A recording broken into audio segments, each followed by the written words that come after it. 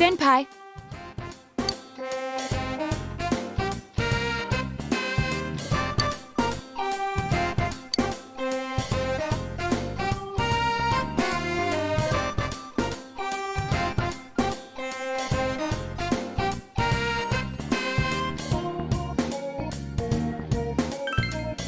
Thank you.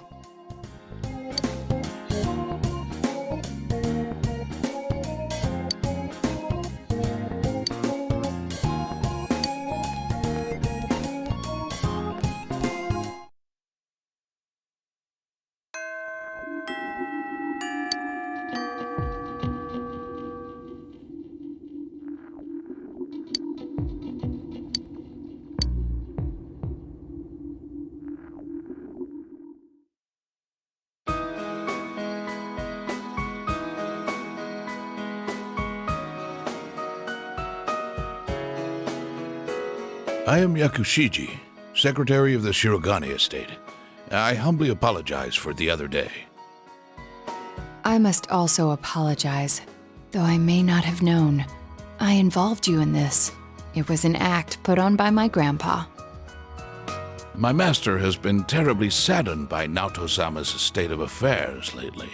Lacking acquaintances to confide in, she devotes every fiber of her being to work. My master wanted Naoto-sama to regain the joy she felt in days past. To regain the feelings when all that she wanted was to be a detective, regardless of her heritage or gender. I involved you at my own discretion, believing you to be trustworthy. Please forgive me. I received this from Yakushiji-san. It's the final challenge.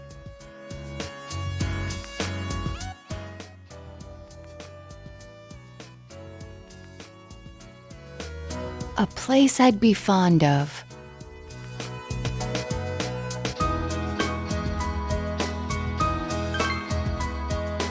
You remembered. The highest place around here is the hill. Next, what I can't stand to do. There are several possibilities, but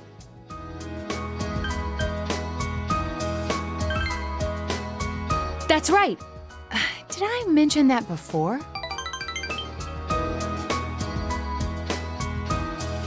Considering what's at the hill, the most likely answer is the trash can. I have an inkling of what might be there. Let's go, Senpai.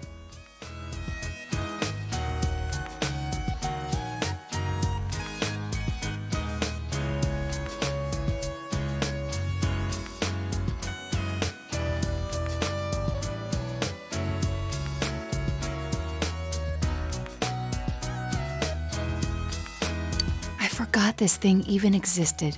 It's the last of the 7 tools. The detective's pocketbook. All the things I had forgotten about are packed in here. I think Grandpa wanted to remind me of them. This childish game. He's selfish indeed, forcing me to recall all this now. I was trying so hard not to be underestimated, not to be condescended to.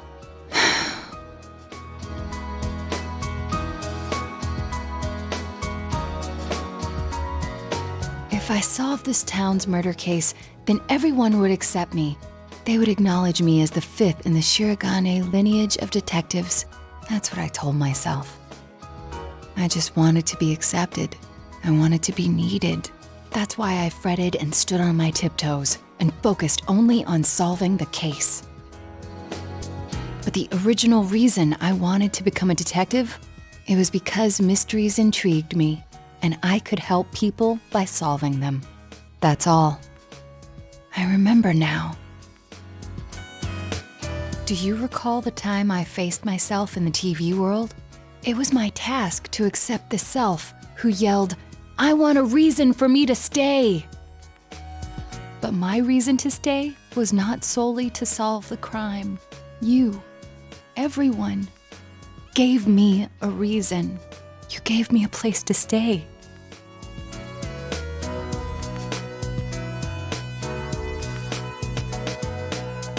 I have have to be an adult. I have to be a man. With that way of thinking, I was running from myself. I don't need to look for something to change or something to accomplish. I only need to have faith in myself. I finally think I can accept myself. That I'm a woman. That I haven't yet become the detective I wanted to be. I am a woman. And a detective. One who is seeking the truth with you and the others.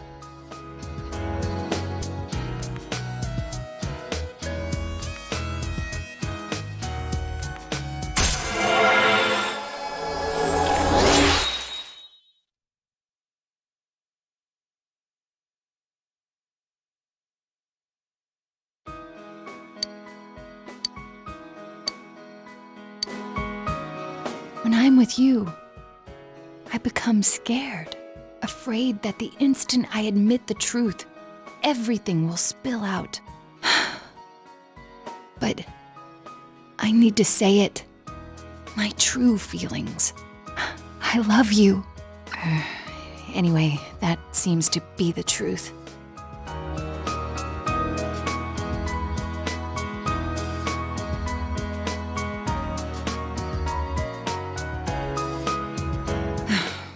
I'm so embarrassed. I feel like I could die.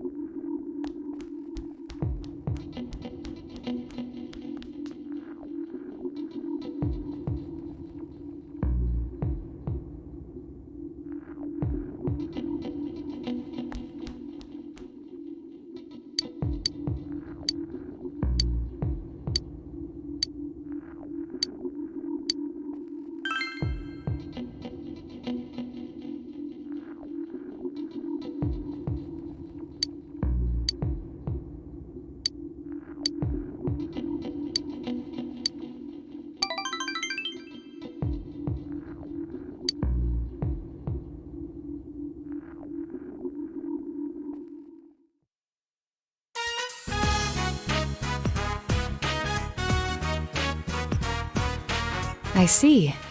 So this is where you live. I can see furnishings here and there that don't match your tastes. These are temporary lodgings, of course. Judging by the position of your TV, you regularly watch the Midnight Channel from...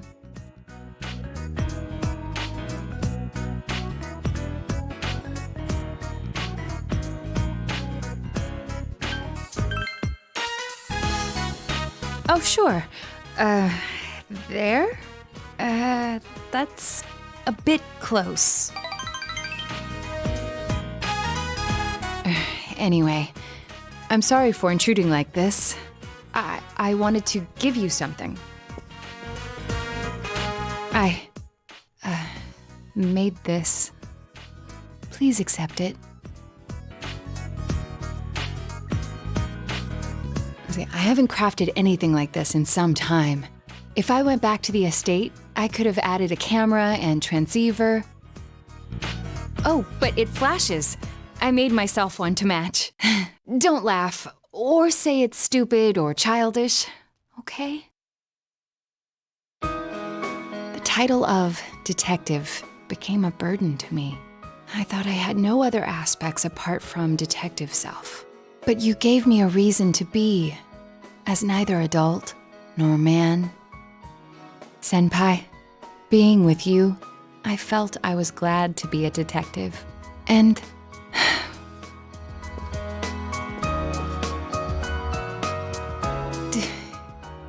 do you find the pitch of my voice strange?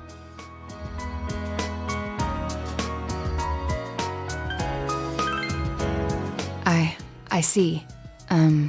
I'll try. How's this? It's rather embarrassing, but I never thought I'd get used to sounding like that. People change, I suppose. I think I'll grow to like myself.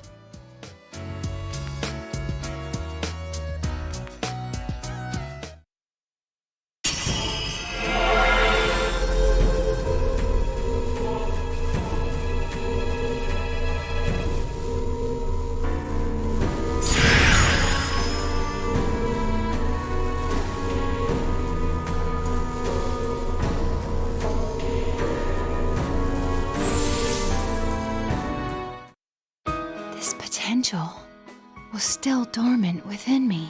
I wasn't considering the things that I should have. The people who care about me, as well as my own self. The detective, the child, the woman, the me who existed before them. I am simply myself. I'm glad to have met you.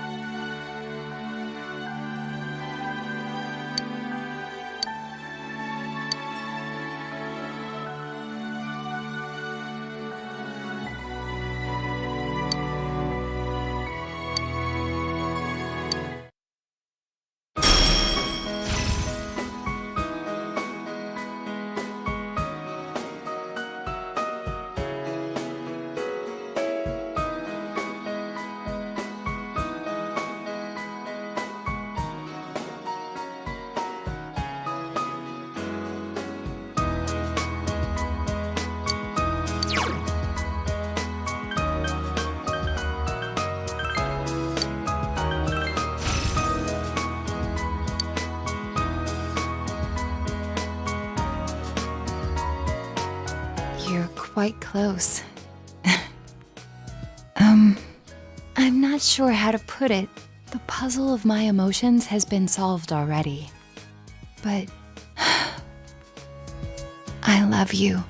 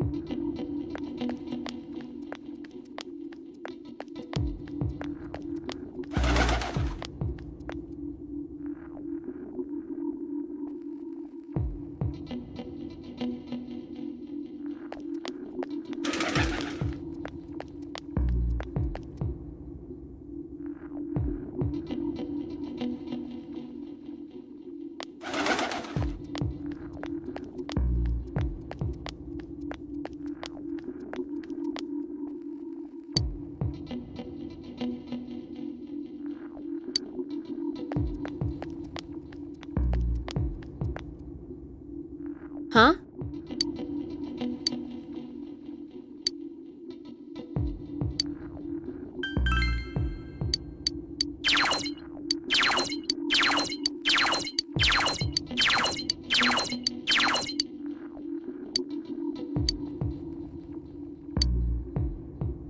Let's go.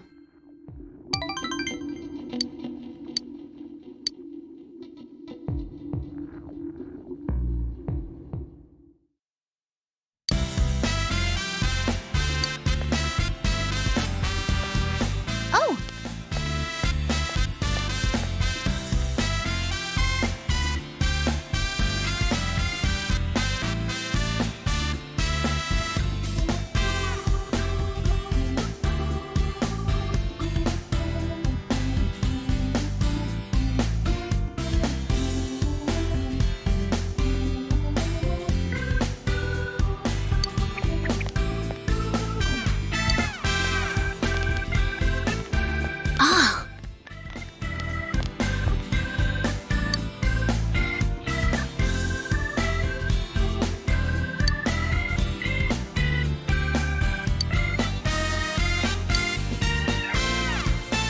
Well, see ya.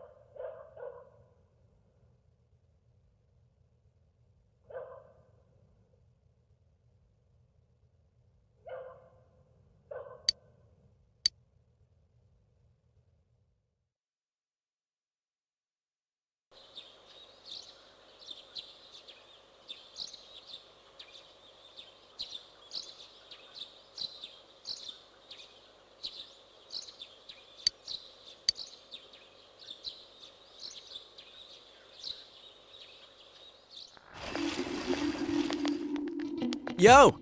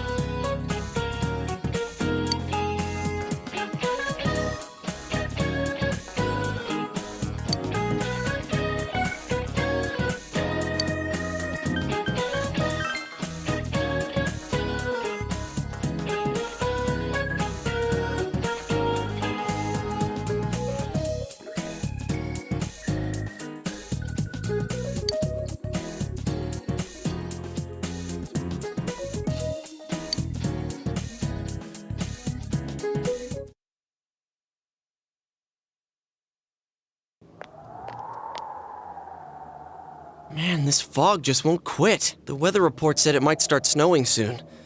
But what's going... Whoa! Where'd you guys come from?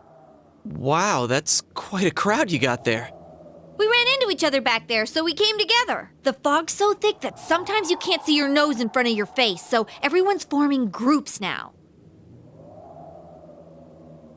It's definitely been weird lately. It's so cold, too.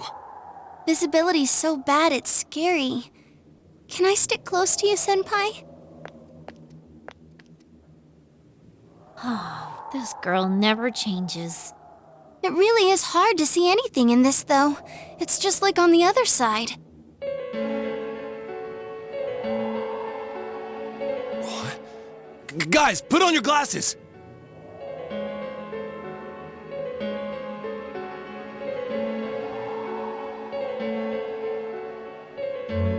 Whoa, it's all clear. What the hell's going on? These glasses are meant to help us see through the fog in the other world.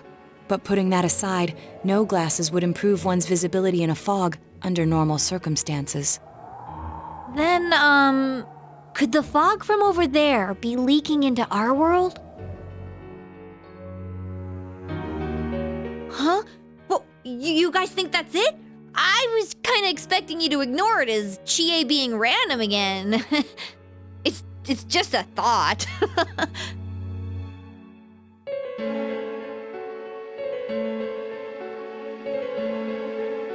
Anyways, today's the last day of exams, right? Let's get them over with so we can meet up at the special headquarters after school. Wow, we haven't used that name in a while.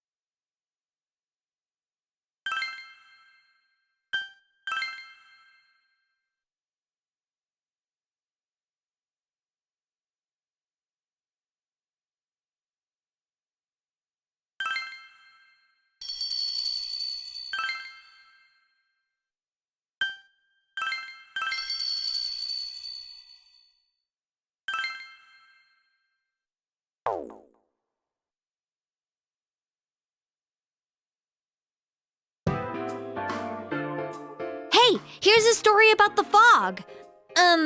Some specialists are raising concerns that this fog may consist of harmful substances. More and more citizens are calling for an investigation into the cause of the fog and the facts about it. Though the government has begun its preliminary investigation, many feel that the causes will be hard to pinpoint. Is this fog really dangerous? You hardly ever see people walking around town anymore. Or here either.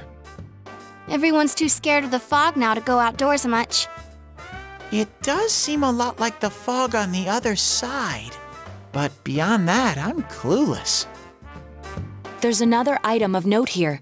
A summary of Namatame's career with details about the case. The suspect was having an affair with the first victim. It seems she was killed due to relationship troubles. Also in April, Miss Saki Kanishi's body was discovered. The police are looking into a motive for the murder. In July, a boy living in Inaba performed a copycat murder. The boy was initially thought to be the culprit behind all the killings, but later suspicion was thrown upon Namatame. Last month, the suspect attempted to kidnap a 7-year-old girl of Inaba, resulting in his arrest. It seems Namatame is still confined to his hospital bed, so further interrogation has yet to commence. So it's finally over. A lot of stuff's happened, but all that's left is for the police to build a case for Namatame, right?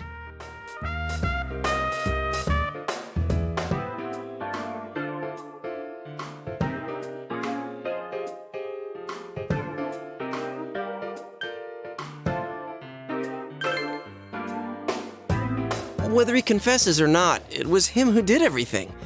Getting him convicted is up to your uncle. But the stuff he was saying was so obviously nuts. If he says anything about the TV world, he might be considered mentally unstable. Also, I heard before that if the police don't have enough hard evidence, it's difficult to build a case. Yes, there are many such cases and culprits. It's the eternal conundrum for crime investigators. So even if they're caught, the law can't do shit? It's a possibility. Hell's up with that! We all know he did it!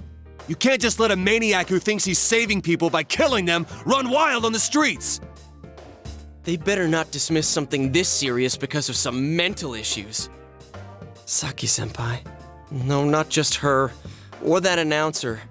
Even King Moron is his fault. If it weren't for what he did, nobody would have tried a copycat killing. It's his fault Nanako-chan's in the hospital right now, too.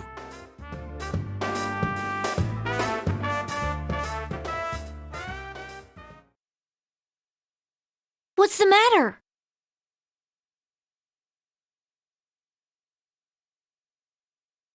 A Kotatsu? Oh, then why don't we go check them out right now? I know Nanako-chan would be psyched if she came home and found a new kotatsu. Dude, why didn't you tell me sooner? The winter season's coming up and we just got a bunch of them in stock. All right, off to the housewares section for Nanako-chan!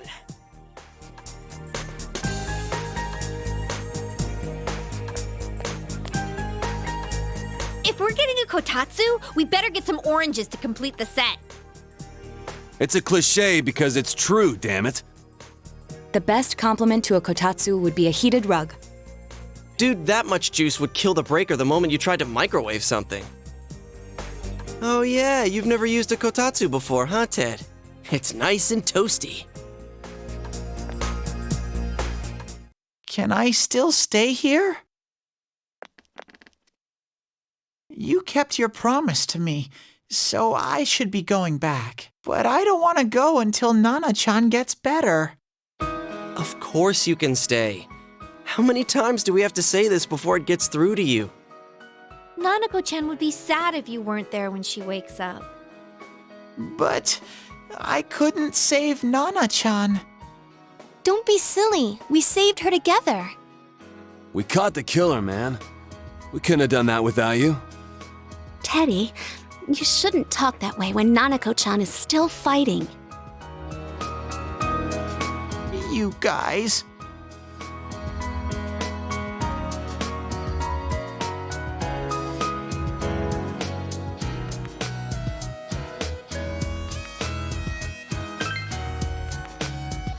Sensei, I'm so touched. I'll stay by your side until Nana-chan comes home, Sensei. Oh, that's right. There's no one but you at your place. Hey, why don't we pick out a Christmas present for Nanako-chan while we're at it? Oh, that's a great idea. I'm sure she'll be out of the hospital by then. All right, but none of this charge it to Yosuke stuff this time. Seriously. We're clear on this, right? Oh, come on. Why would we do something like that? Dude, the clothes you got for this guy? I almost pissed my pants when I saw the receipt.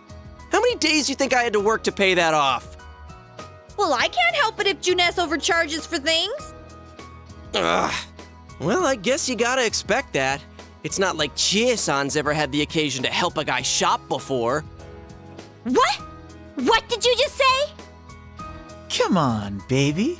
Don't fight over me. Stay out of this!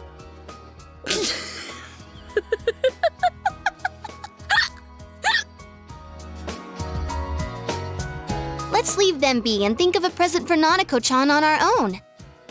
But what would a girl her age want? What do you think Nanako-chan would appreciate most?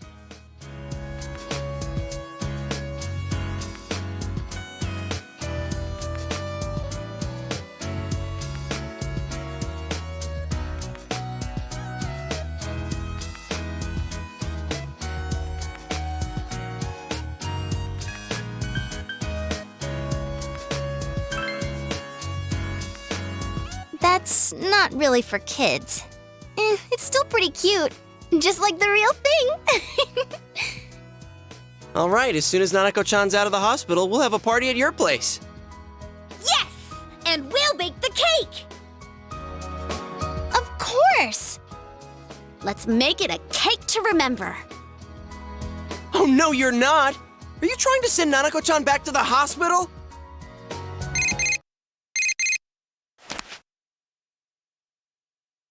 Hello, this is Adachi. I want you to stay calm and listen to me, okay? Nanako-chan's condition suddenly got worse. The doctor wants you to come to the hospital immediately. We'll be waiting. Come on, let's go!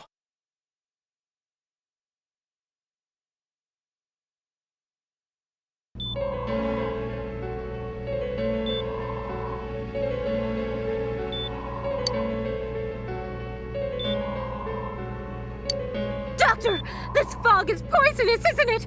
Isn't it filled with viruses? They said so on TV. Isn't there a vaccine or something for it? Calm down, please. That's just a rumor. Don't tell me to calm down! You're lying! We know you have medicine for this! Are you just going to stand there and watch us die? Why would we do something like that? What a commotion. What the hell's that supposed to mean? Can't you see how much pain she's in? All we can do right now is monitor her condition closely. Dojima-san, you need to return to your... I don't give a damn about myself. Do something about Nanako. Dojima-san! Just save her. For God's sake, please save Nanako. We'll do our best. I must ask you to step outside for the time being.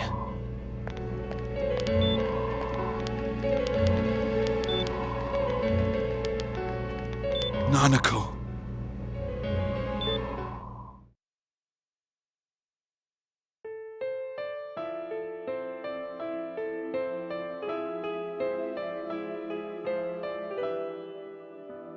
Hey, can't you do something? This all has to do with the world you came from. Can't you figure something out?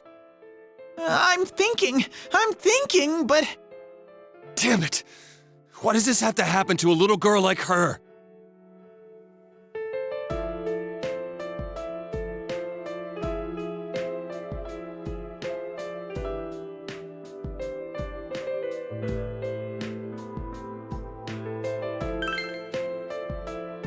Me neither. This is all that bastard's fault. Nanako-chan's gonna be okay, right? You guys still here? How is Dojima-san doing? His wound's opened up again. They're treating it over in his room now. Any luck with your investigation on Namatame?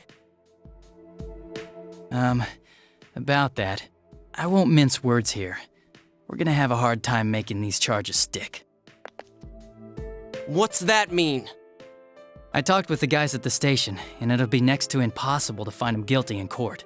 Especially given the reason why we took him off our list of suspects for the first case. Oh yeah, something about him having an alibi. Yeah, that. And the whole angle about him putting people into TVs, there's no way that'll stand up in court. No one would believe that. What the public wants is when, where, and how Namatame killed these people. And Dojima-san knows it.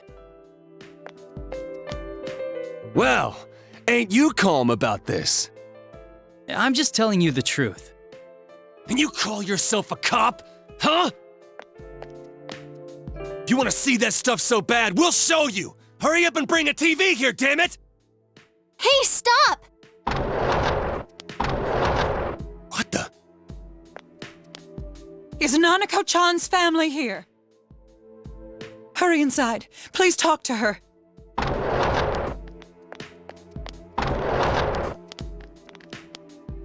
What the hell? What's going on?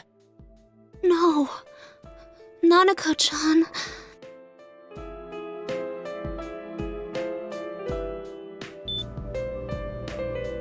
Daddy.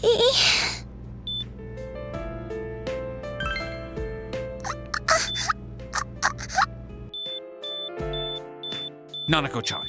Nanako-chan! Can you hear us? Do you understand what we're saying? Your big brother's here with you. Just hang in there.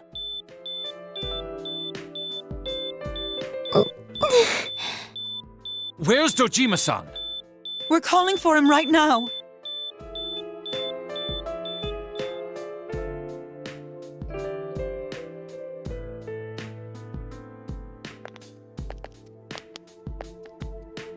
How's Nanako?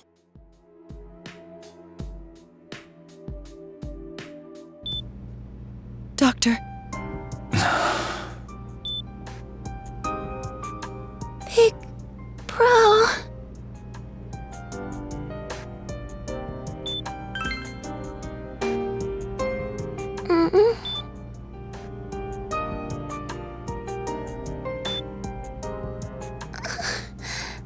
I'm scared. Big Bro. Dad and Annie.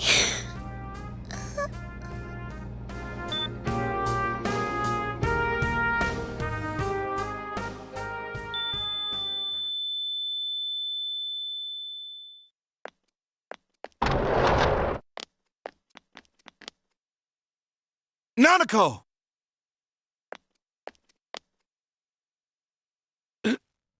Nanako! I'm sorry, sir. No!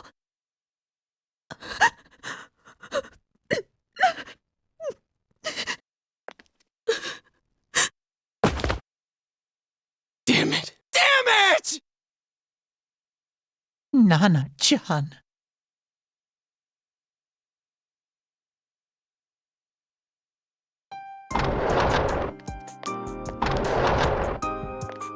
We did everything we could, but we still couldn't figure out what caused this.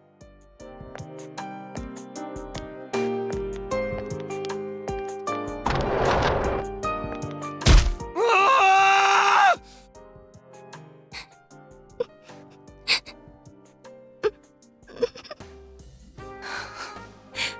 Nanako-chan.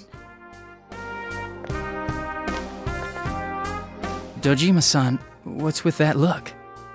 Huh? What's wrong, everyone? Hmm? Huh? Wait, is Nanako-chan... But then, where did Dojima-san go? His room isn't that way. Wait a sec. That's the way to...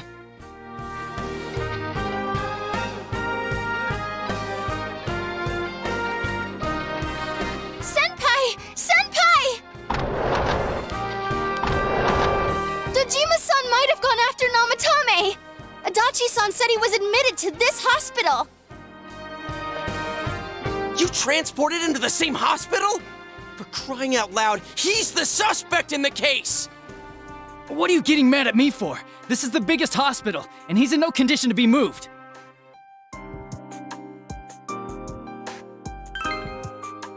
In case something like this happened, the details of a suspect's hospitalization are confidential information.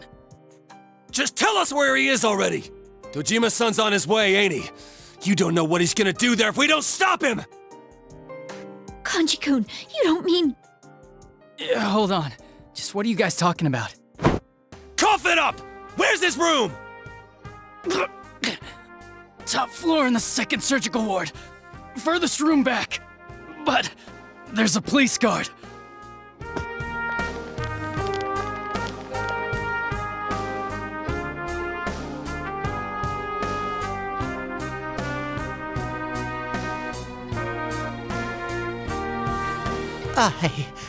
I was always watching over Nana-chan, and I still couldn't save her. It happened in my world.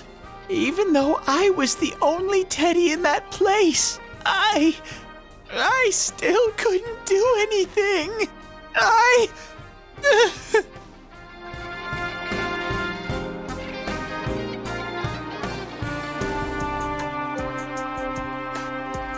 Let go of me. I need to speak to him. Like we said, without permission. Permission? Who gave him permission to kill Nanako? Tell me that, huh? The hell with you all! Why is he still alive when Nanako's dead? Give me back Nanako! Give her back! She's all I have! She's the only one in the world Call a doctor! Let go of me. I need to... Holy crap! Dojima-san! Quick, get him to his room. I'll go alert the doctors.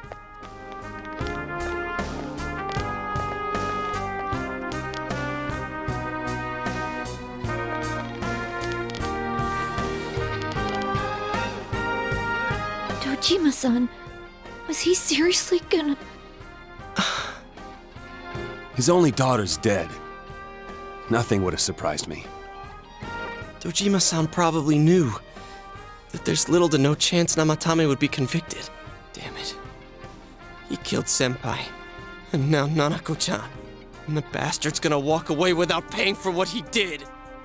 That's not right!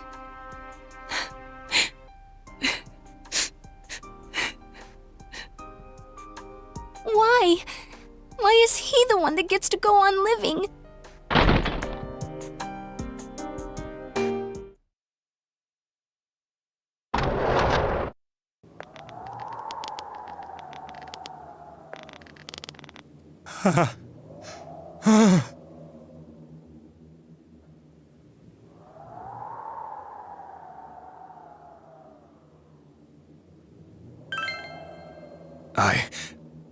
I was scared, so I... You have your life, and now you want your freedom too? It's your fault that Nanako-chan's... I didn't. 12 o'clock. Is it the Midnight Channel? Hey, isn't this... I failed to save her. It's because you got in my way. Another Namatame? How? The real one's right here and we already beat his shadow! No. Come to think of it, Namatame never faced his other self. And we didn't witness his shadow returning to his body as a persona either. Perhaps that's why we're seeing this now. What the... I failed, but it wasn't my fault. And the law can't touch me anyway. What? Is that what Namatame's really thinking? Then... he wasn't deranged or anything. He knew what he was doing. To hell with the law! I won't ever forgive what you did! This... Please! Stop! Huh? Stop what? We ain't even done anything yet. Or do you want us to do something? Something fitting for a bastard like you! Kanji... Do whatever you want. You hate me because the child died, don't you? I don't care either way. Living or dying makes no difference to me. But you're different. You can't do such a thing. You wouldn't dare, right? I'll continue saving people. It's my mission. Mission? My God. Please, stop. He wants us to stop. What should we do? What do you mean? We can't let this bastard do whatever he pleases. Still, what are you going to do? No way I'm gonna walk out of here doing nothing. I understand, but... This must be a luxury suite. Most hospital wards don't have such large televisions. Why, with something like this in the room, this man could escape at any time. Although once he enters, he may find there's no way out. Wait a second. You don't mean... Are you... serious? You just gonna turn your back and walk away? That's... but... What's gotten into you guys? This is crazy! How can we do something like that? Chie! Everyone, listen to me. If we're gonna do this, now is our only shot. We won't get a second chance. At this rate, the guy's gonna get off the hook, and he'll go around saving people again. You just heard what this bastard's really thinking. If that happens, it'll be just like Nanako-chan and Senpai. Who knows how many innocent people will die this time? I can't let something like that go. Someone close to me died. Her killer can't be convicted. And now I'm gonna let the same thing happen again? There's no way I can do that! It's just wrong, isn't it? But, Yosuke... All we have to do is push him inside the TV. That's it. We do that one thing, and this is all over. Just push him inside? If any of you want no part in this, just leave the room. I'm not gonna force you to stay. As for me, nothing could make me forgive this bastard. But before we do this, I want to hear what you think. What do you want to do, leader?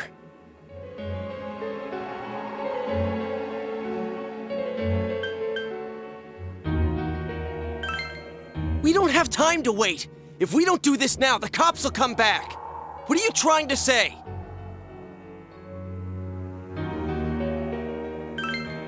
Something we don't know. What don't we know?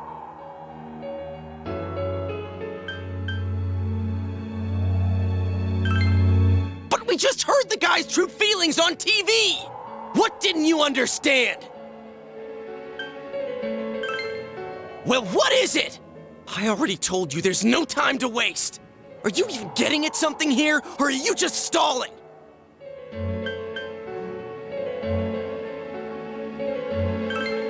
Missing? Like what exactly? Damn it, I've heard enough of this bullshit. Give me a straight answer. Are we doing this or not? That's all I give a damn about right now.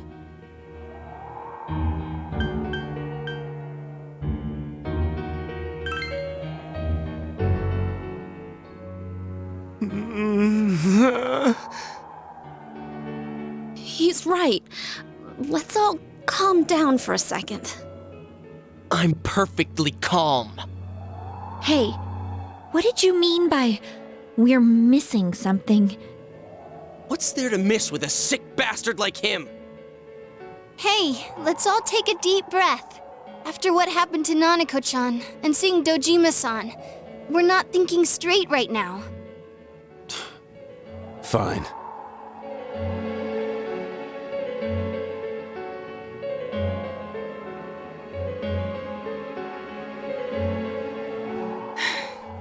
You're right. We should calm down and think rationally about this. I realize now that we've heard almost nothing from Namatame's perspective. There's no denying that this man brought great harm to Nanako-chan. But other than that point, the rest comes from our assumptions based on watching the Midnight Channel a moment ago. I won't deny that we were blinded by the heat of the moment, trying to impute all responsibility to him rashly. But, yeah, the guy's not saying anything. Whatever reason he had, there's no doubt about the fact that he'd been throwing people inside the TV. It was him who put Senpai through that misery. How can we possibly understand someone who says killing people is the same as saving them? Failing to understand and failing to listen are rather different things. Truthfully, not all the hitches that were nagging at me have been answered yet.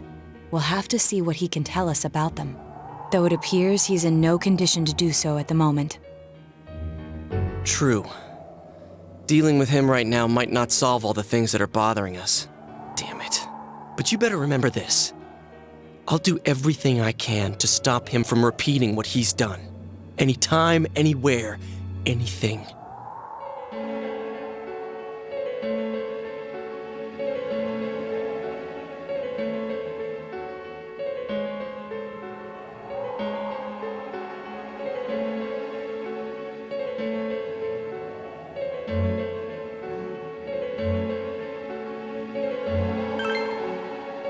Jeez, how the hell can you stay so calm, man? Then again, that's why you're our leader. All right, let's go ahead and think this through as much as we need. If we leave any unanswered questions behind, we'll just be lying to ourselves. Yeah, that ain't gonna cut it. All right, I'm convinced. Thank you. I'll think as hard as I can and try to help. We all know how you feel, Yosuke. Come on, we've accomplished this much together, haven't we? Right. Together. Yeah, you're right. Sorry. And thanks.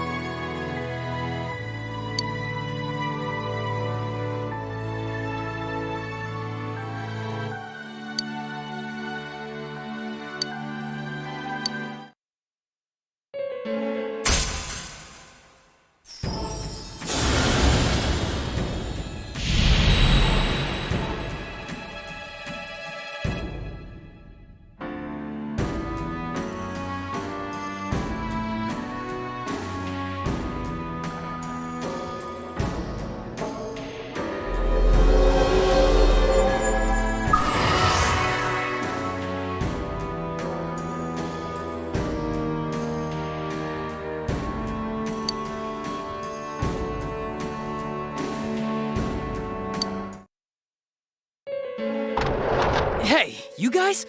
What are you doing? You can't be in here. Oh, crap! We were keeping an eye on the suspect. The police officers outside seem to have their hands full helping Dojima-san. If Namatame were to escape, it would be a disaster for the police's reputation and their trust in you, Adachi-san. Oh, I see. We'll tighten security from now on, and I'll arrange for him to be transported out as soon as possible. So, if you guys can keep quiet about being in here, I'd really appreciate it. How is he, Doctor? He seemed to be extremely agitated a moment ago. He seems fine for now, but he really needs his rest. Outside, everyone. Doctor's orders. Understood. We should go too. Let's get back to Nanako-chan's room.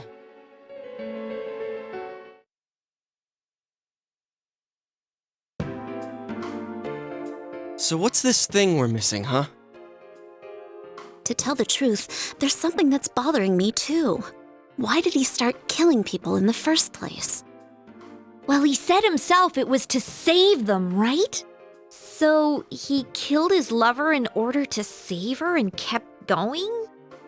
The police speculated the first murder was related to the affair, so they called in Namatame for questioning. But everything in his testimony and his bearing, no matter what they looked at, they found nothing suspicious. If he truly is twisted enough to believe that murder is a means of saving people, I think that would have shown through. Maybe he faked it real well. Or maybe he started out with a normal motive and got a taste for killing after the first time. No, if that were the case, his motive for killing that announcer would be even more inexplicable. Namatame and his wife were separated at the time. Both Misuzu Hiragi and himself testified that she had discarded him. Hiragi also knew about Yamano beforehand, and Namatame was shocked to hear of Yamano's death. Their relationship was known and was not strained to the point of murder. There's simply no motive in the affair angle. The police invested a great deal of effort into investigating this point. Therefore, we have no convincing motive for Namatame to kill Mayumi Yamano, although her name was written in Namatame's own diary. His reason for killing her. It's still possible that he was crazy to begin with and no one realized, right? I don't really get any of this. Oh, this is so confusing! Hey, we could hear you in there. This is a hospital. Maybe you should quiet down a little. Oh, there you are, all of you. Please come with me immediately. Huh? What's going on? What are you waiting for? Hurry, go!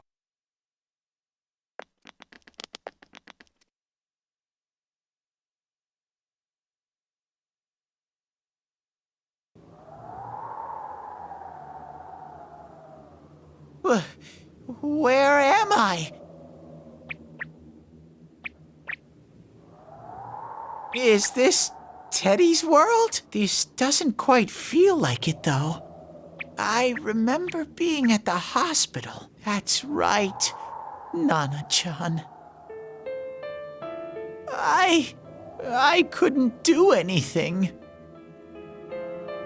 Why do I even exist? I couldn't keep my promise. I lost my reason to be there. That's it. I remember now. So, it was true. Guys! Sensei! What should I do?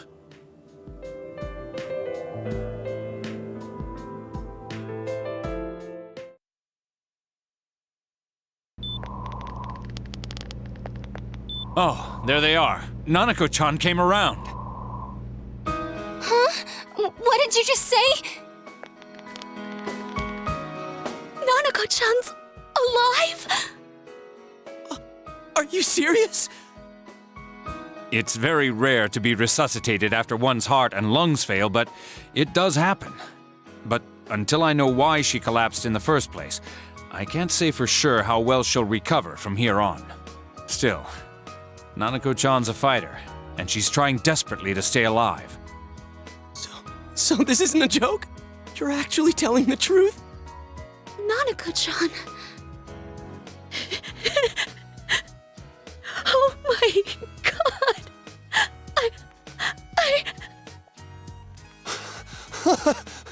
This is amazing! Miracles do happen. I'm so glad. I didn't know what I was gonna do.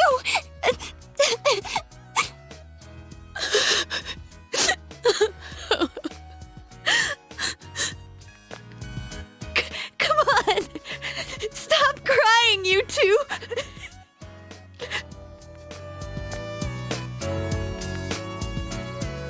You all should go home for the night. I'll speak with Dojima-san tomorrow about Nanako-chan's treatment. It's rather chilly outside. If it starts snowing, be careful not to catch a cold.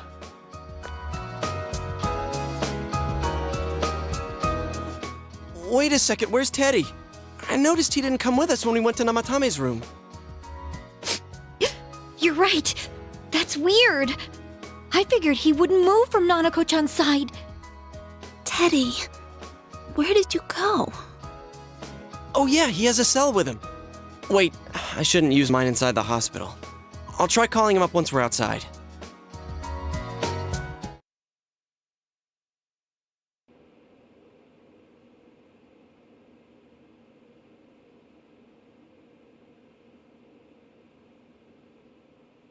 Oh, there you are. I forgot to tell you. Don't pull that again, okay? You can't just meet with the suspect like that. Anyway, I came to give you an update on Dojima-san. His wounds opened up a little, but he's treated now and he's fast asleep.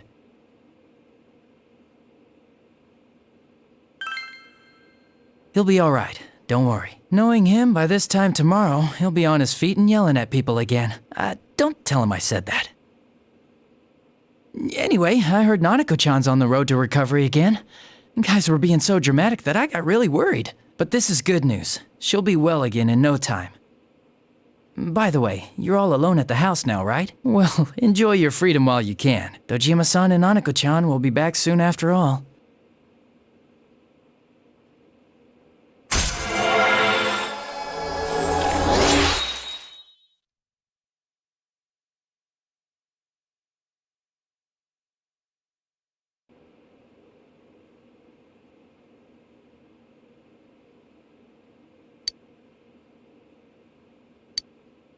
Well, I better head back. You go home too, before it gets too late. See ya.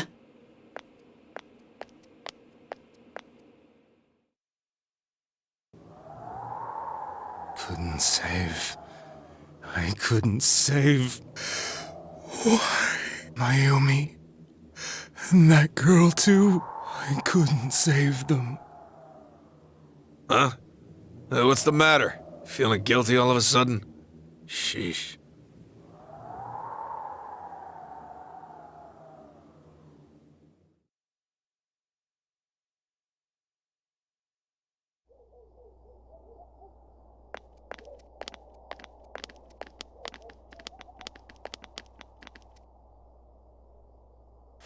I can't reach him.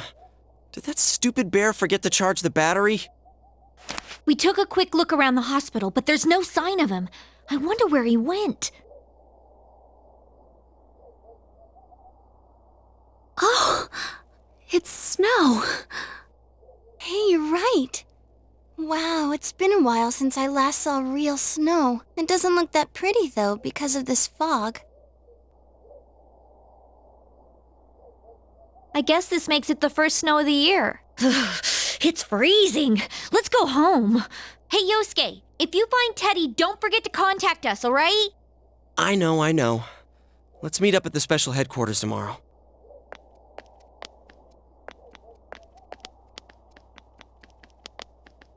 Man, that Ted.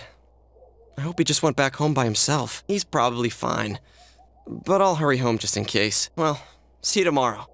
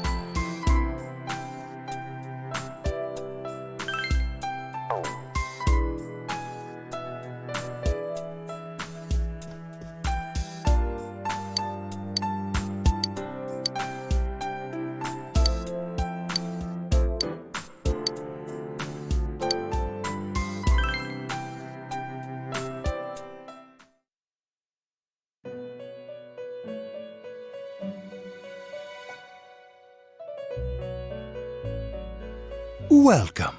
It's been quite some time.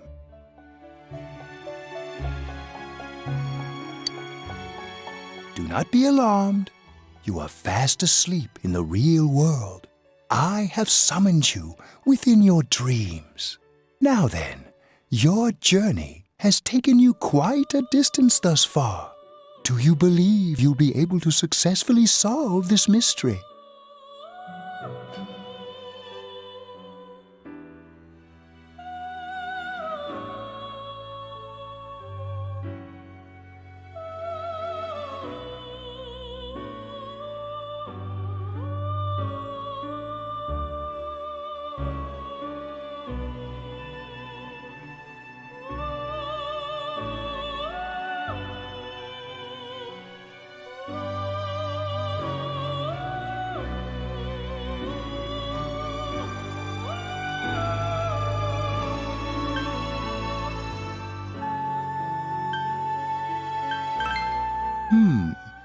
With this being the very hour of your ordeal, it may not be so easily overcome. The precise destination of this vehicle, that too is getting rather hard to judge. If we continue driving blindly, we may end up leading you further away from the mystery that you must reach. Well, why don't we take a moment to look back on your journey? It was for that purpose that I summoned you here tonight. Margaret?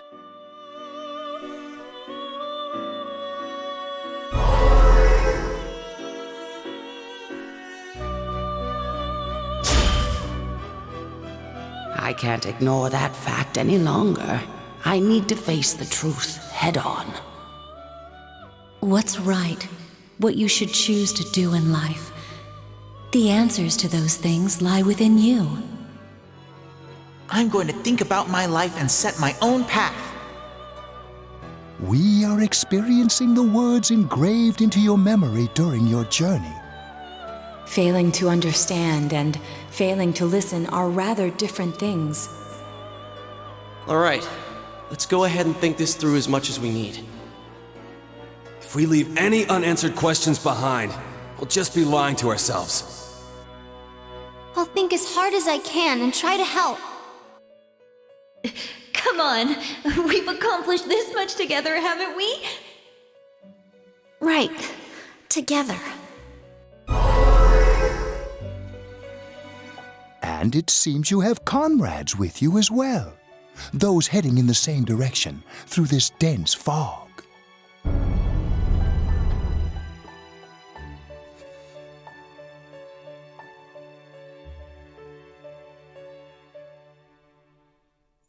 We'll be parked for the moment while I confirm our current heading.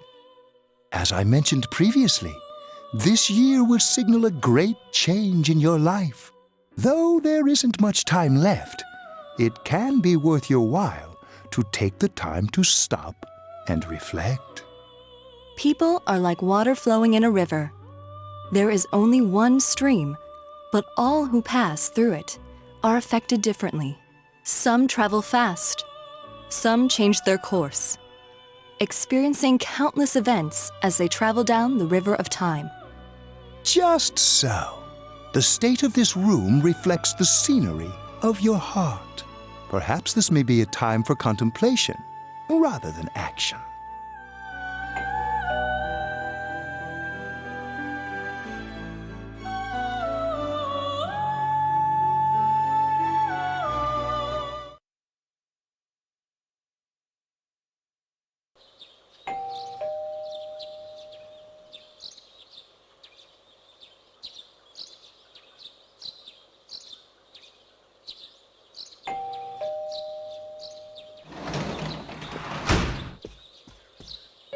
Teddy's missing.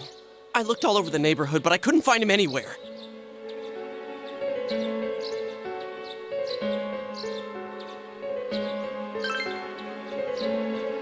Yeah, me too. He was acting all weird lately. Rise and the others are checking inside the TV to see if he's gone back to the other side. We're meeting pretty soon, so will you come with me to Jeunesse?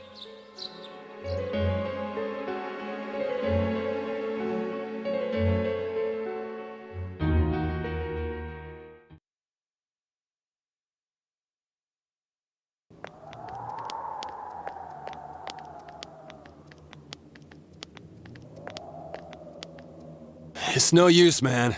We can't find him. No luck for me either. I didn't sense anything over there.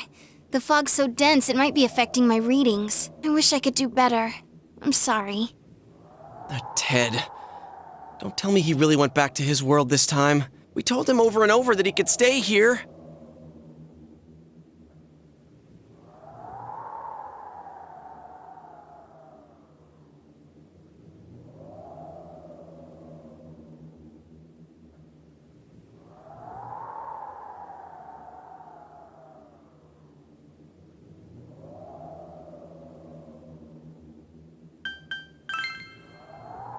I guess that's all we can do right now.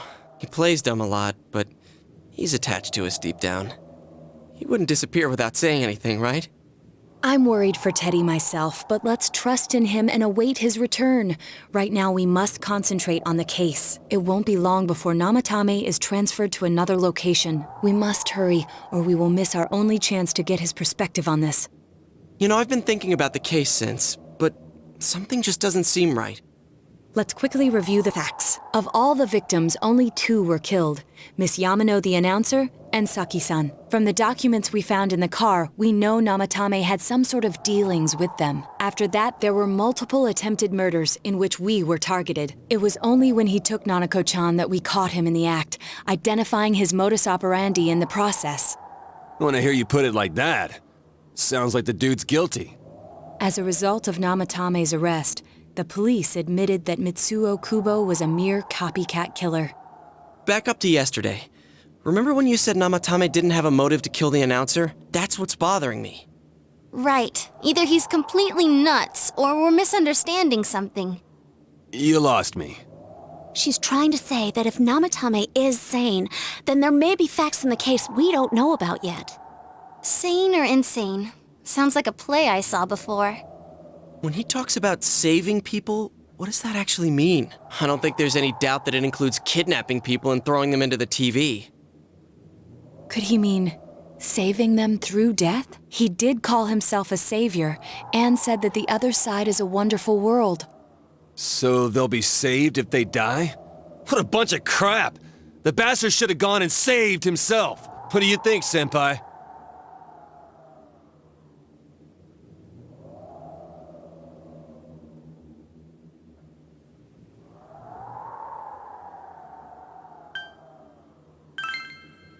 If you think about it normally, it's gotta be him.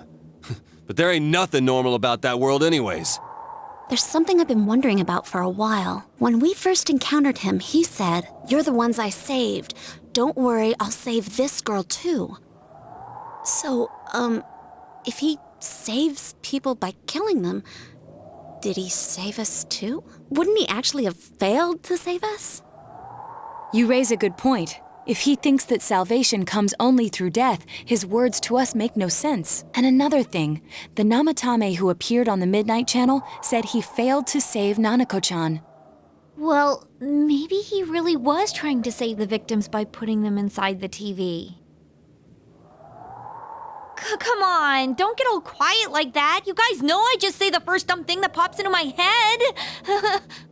The possibility that he truly intended to save us. But he's still the one who threw in Saki-senpai and that announcer, right? Sure, we haven't nailed down his motives, but that doesn't change the fact that he killed them. Or what? You think someone else was involved? What makes you think so?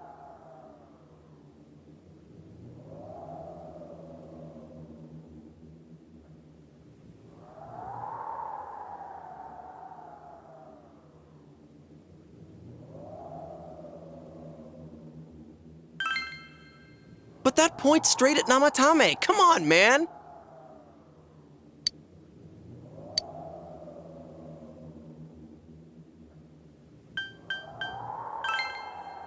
Her alibi?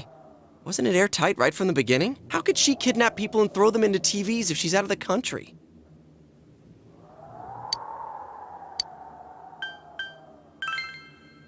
Morning letter? Oh yeah! Whatever happened to that thing? If Namatame's the killer, he must have been the one who wrote it, right? Let's review them.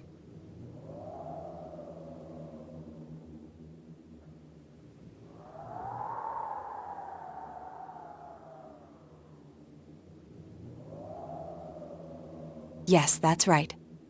Isn't that kinda odd? Would someone who thinks he's saving people by killing them write stuff like, "Don't rescue or kill"?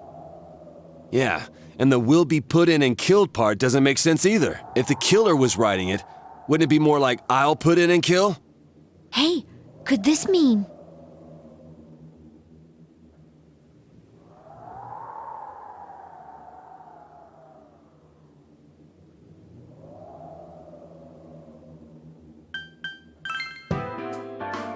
Yeah, it's almost like someone else wrote this letter. But only the killer would write such a letter and deliver it to Dojima-san's house, right? If someone else wrote it, that could only mean... Dear God. Since this is such an unusual case, I was absolutely convinced that other than the Kubo incident, there was one culprit. So Namatame really was trying to save his victims? Everything is exactly the opposite of what it first seemed. In Namatame's parlance, failing would have been the first two cases when the victims died.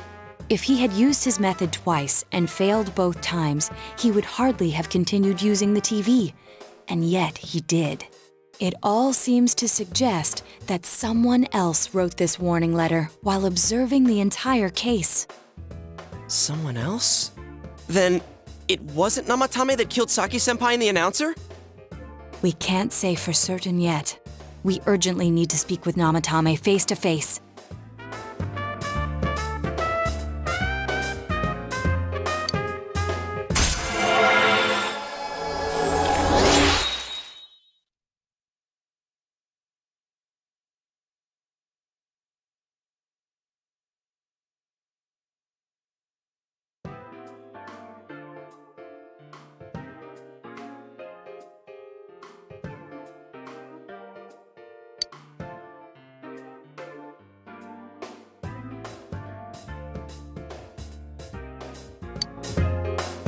How though? After what happened yesterday, they said they're gonna tighten security.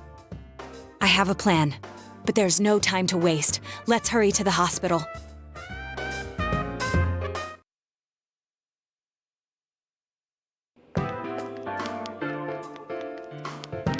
Hey, this place is off limits. I'm a consultant with the police. I'd like a few words with Namatame-san. May I go in? This is Unit 252, requesting confirmation on an ID. Name of Naoto Shirogane. Huh? Ah. Understood. I see. Well, you're on the list. I can give you a few minutes, but I'll have to record your conversation with him for security purposes. Not that I expect you'll get anything coherent out of the guy. He's been spouting nothing but gibberish. I'd like him to accompany me as well.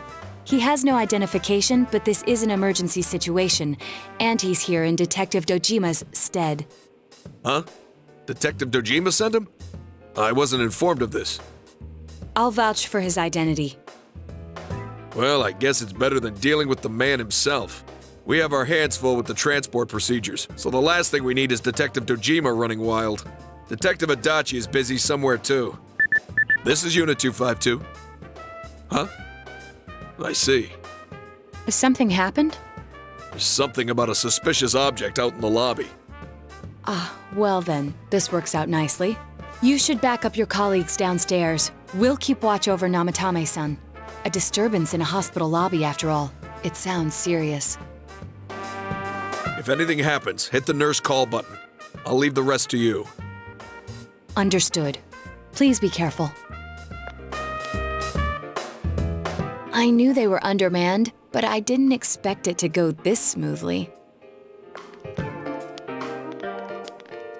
Wow! There's nothing much inside that suspicious object, so he won't be gone long. All right, then now's our chance to talk to Namatame.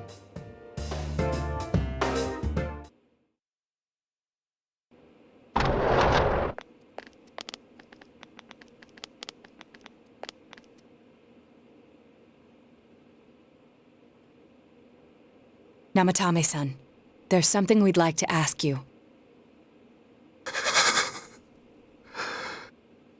It's tempting to think that you were the culprit behind this entire case, and to be honest, there are many in this town who hope you are, but we are here to learn the truth. So please, answer our questions. Huh?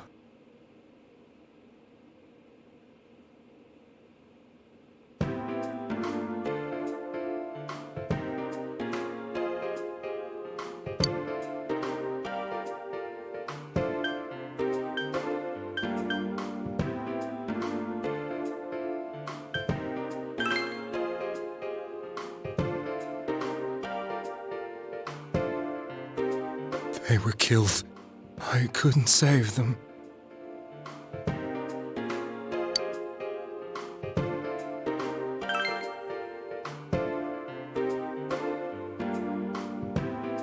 Huh? Me?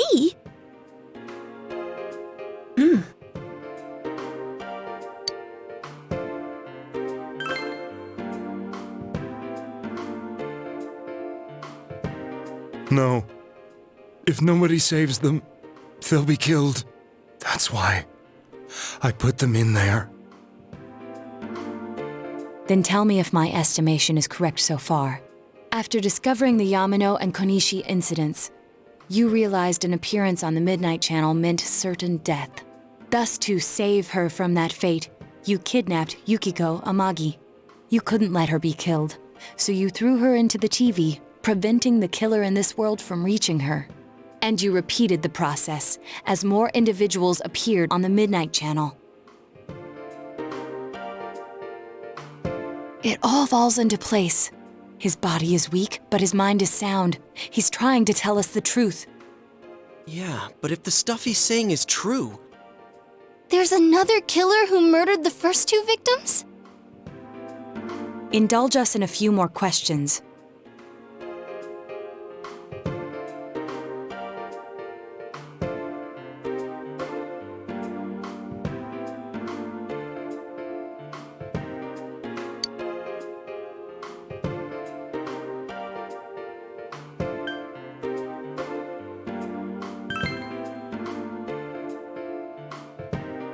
What are you talking about?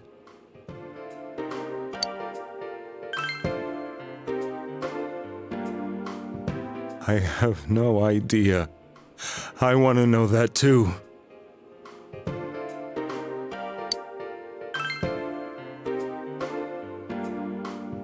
I didn't know. I never thought it would be that kind of place. As I thought. You believe me? Did they find him? Did they find the one who did such cruel things? Mayumi. Please calm down. Our ability to find the culprit rests on you. We know about the other world. In fact, we're the only ones who can fully understand what you have to say. Only you? We did blame you for everything at first, but now I think we can accept whatever you got to tell us as truth. Please, tell us everything you can, calmly and slowly. You're willing to listen? Do my story?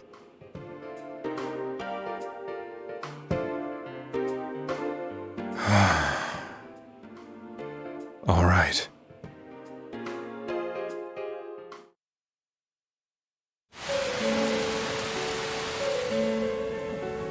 Soon after my affair with Mayumi became common knowledge, I returned to my parents' home, as if to run away from the scandal. And I started drinking heavily to drown my anxieties. I hadn't been able to reach Mayumi at all, and that didn't help either. Mayumi, where are you? She'd been disgraced on all the afternoon shows and forced to resign from the program she was on. I caused her so much trouble. I wanted to at least apologize to her, but I couldn't even do that. I lost the will and energy to do anything. Then, one day, the rumor I heard some time ago came back to me. Since I had nothing better to do, I sat down blankly in front of the TV and watched my own reflection. And all of a sudden, there was Mayumi. Mayumi? Is that you?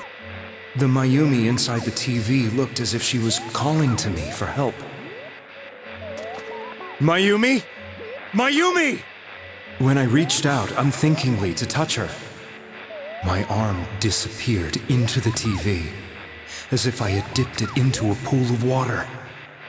I was so shocked that I lost my balance and nearly fell face first into the TV.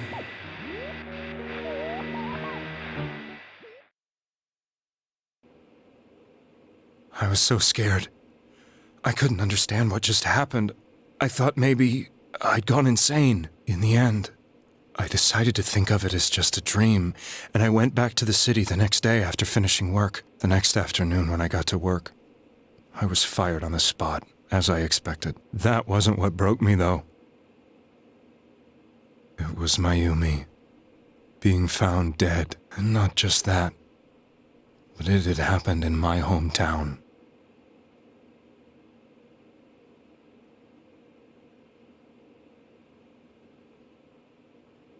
I was dumbstruck.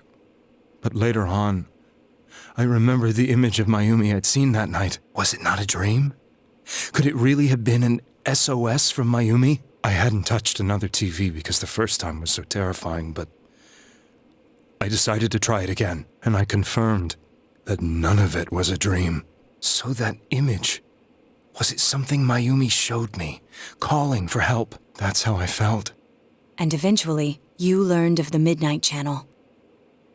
I remembered that when Mayumi was alive, she was chasing a rumor about some bizarre TV program. I'd heard about it before, but I thought it was just an urban legend. But then Mayumi appeared on it, and later turned up dead. The more I thought about it, the harder it became to believe that the two events were unrelated.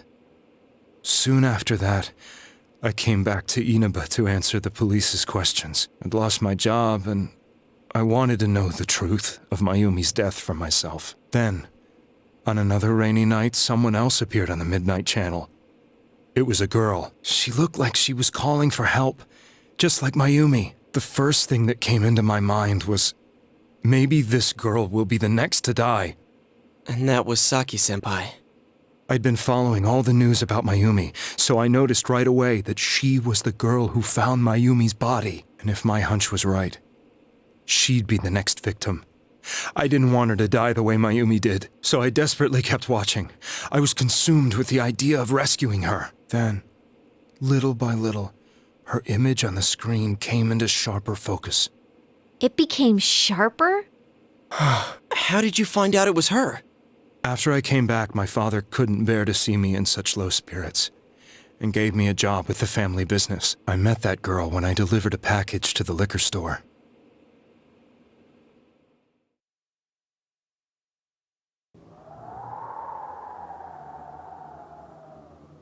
After agonizing over it, I decided to meet her and told her to be careful.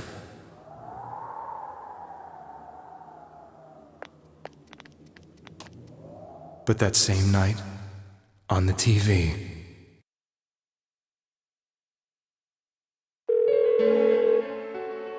she looked as if she was being engulfed by some black shape. She was writhing in pain. That's why I warned her.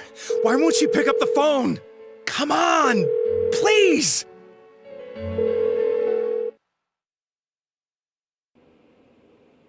The next day, they found her dead. I knew she was going to be murdered, but I couldn't save her. I blamed myself, thinking there must have been something I could have done. There was no one who depended on me. Nobody at work, not even my wife. Mayumi was the only one who accepted me for who I was, but she was murdered. And the same person killed another girl. I was beside myself. I couldn't forgive myself for doing nothing. You really did love Miss Yamano. Yes, from the bottom of my heart. Before I was married, my wife made it big in show business. I was happy for her, but it put a strain on our relationship. I think I can kind of relate. It was around that time when I met Mayumi.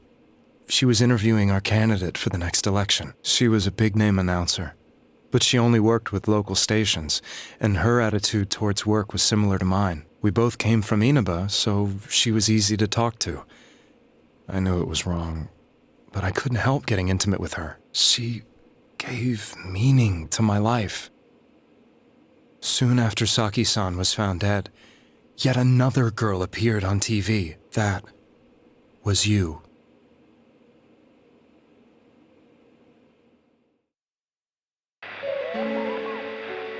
She'll be kidnapped next. And murdered. I can't let her end up like Mayumi and that other girl. This time, I'm gonna do something. My opponent was a murderer who left no clues to his identity. I thought hard about what I could do to protect her from someone like that. I'll never convince her. If she gets suspicious and they arrest me, who'll save her then? The girl inside the TV looked as if she was smiling at me. And that's when it hit me. I apparently had the power to go through the TV screen to the other side. Then, what if I put her into the TV and give her shelter there before the killer gets her? What are you trying to tell me? That it's safe over there? Is that it? The girl inside the TV seemed to smile at me again. And I thought, no matter what kind of place it might be, it's better than being slaughtered. Once things calmed down, I could just let her out again. If she's inside the TV, there's no way they can find her. It felt as if everything was starting to come together in my mind. Could it be that Mayumi gave me that power to prevent any more victims from meeting her fate? Was it my mission to save people? But there was a big problem. If I explained the situation to the victim, they wouldn't understand. I had already tried that and failed miserably. It seemed the only thing I could do was to take them away. If that was my mission, I'd just have to do it. Or so I thought. Mayumi, please lend me your strength.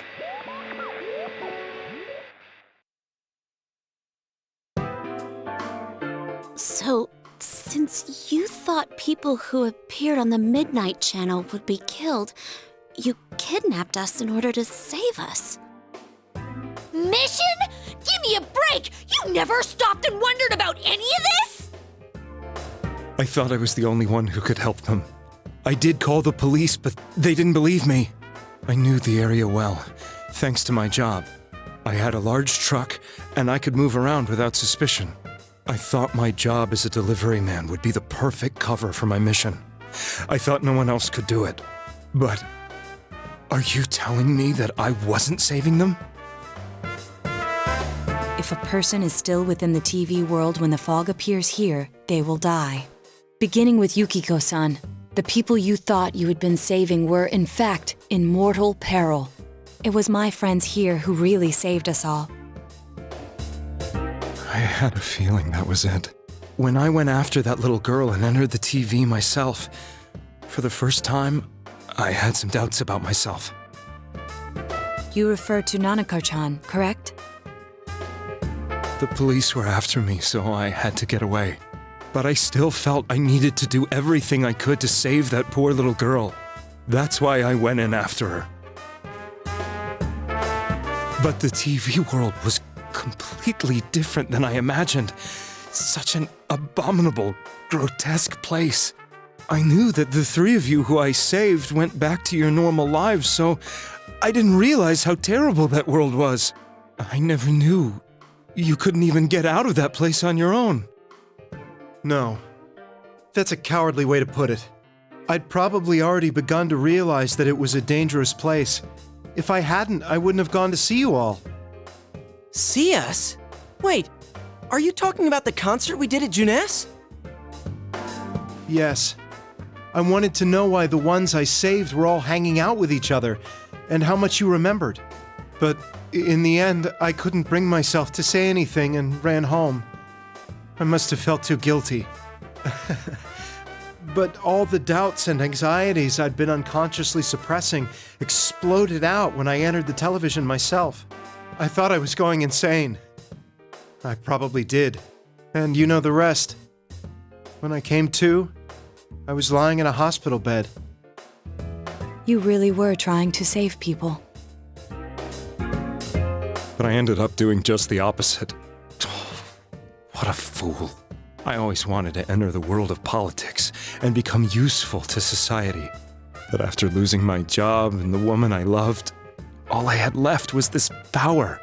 I convinced myself that world was some sort of sanctuary, and I secretly believed myself to be a hero.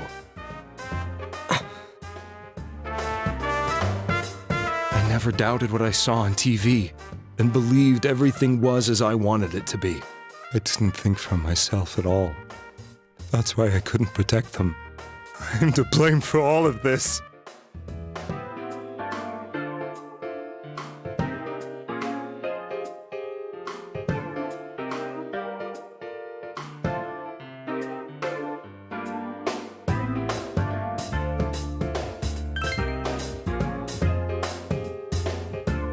I suppose so. But the things I've done are too serious to be brushed aside like that. I have no intentions of running away from my crimes. I'm prepared to face the consequences. Kidnapping is already a serious crime. And on top of that, I put all those lives in danger. I'm sorry. The Midnight Channel and the other world? You can hardly be blamed for failing to understand them properly. We must apologize to you as well. Had we let our emotions blind us to the truth, we would have piled all the responsibility on you. I guess from your point of view, people did stop dying once you started saving people. The more you did it, the more you really believed you were preventing their deaths. I'm such a joke. I'm sorry. I'm getting a little tired. What are you all crammed in here for? My apologies. We'll be leaving now. Wait. I beg you, please, find whoever's behind this. You children are the only ones who know about that world.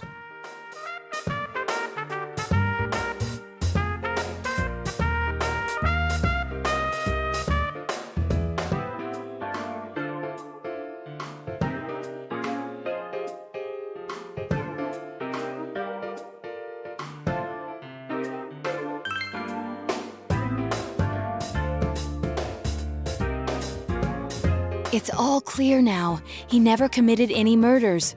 It was another party who threw the first 2 victims into the TV.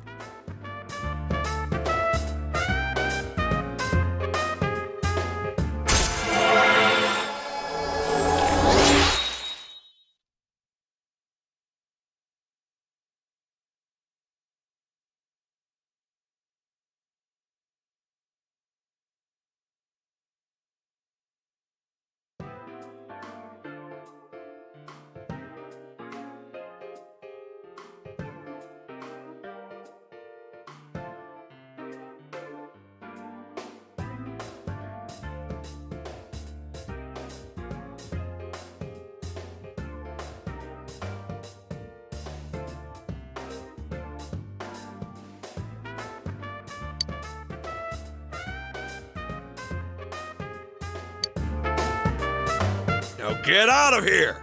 I told you, he's almost ready to be transported. We can't have anything else happen. Sheesh.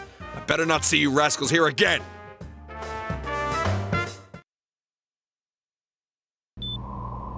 Nanako-chan looks like she's in pain.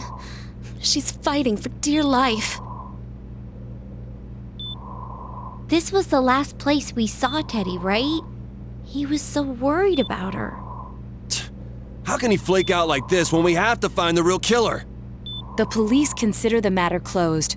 We'll have to do all the investigation from here on out. Let's revisit Saki-san and Miss Yamano's incidents and see if we can turn up fresh details. But it's been over 6 months. Wouldn't the trail be cold by now? I know, but we can't give up. We're the only ones who understand what's really going on. And you never know. People might remember some things now because they've had so much time to think about it. Let's split up and talk to people all over town tomorrow. We'll meet up in the evening to discuss our findings. I hope we can find out something about Teddy, too.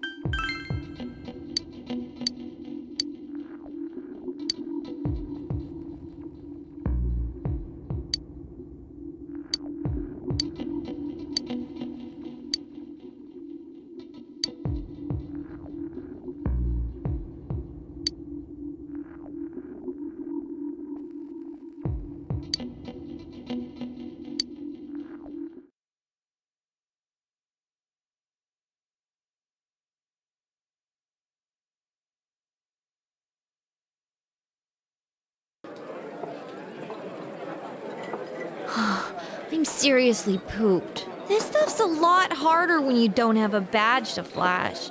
I walked around all day and didn't hear anything good. It was the same for me. There was absolutely no talk about the case whatsoever, let alone the true culprit.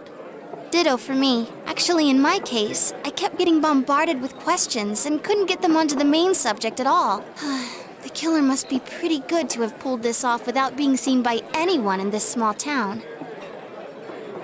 What should we do? Well, 1 steak bowl, please.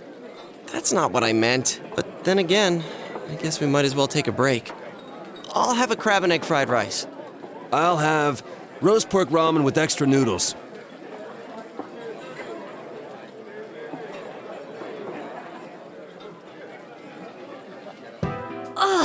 Now that our tummies are full, let's share what we learned, even if it wasn't much.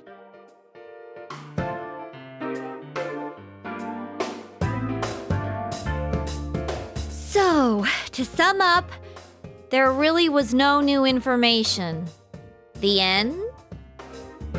The police had an unusually large number of officers in their initial investigation of the first 2 incidents. To find facts that even they overlooked would be difficult indeed, now that over half a year has passed. There wasn't a single report of suspicious persons being witnessed to begin with. Miss Yamano had ardent fans, whereas Saki-san didn't. But otherwise, the conditions are the same. You know, every time I tried to ask about the case, everyone ignored me and kept ranting about the damn fog. Yeah, that or the Midnight Channel. I asked around about Teddy too, but no one's seen him. Gee, I wonder where he could have gone. Do you have anything, Naoto? Any new, deductions? Without any new data to work with, there isn't much I can do. But there must be someone in town who meets all the criteria for this case. The killer must have a connection to both Saki-san and Miss Yamano, as well as be in a position to observe our actions periodically to some extent. Finally, it must be someone who could approach Senpai's house without arousing suspicion. I need some fresh air before I give it more thought. I'll be outside.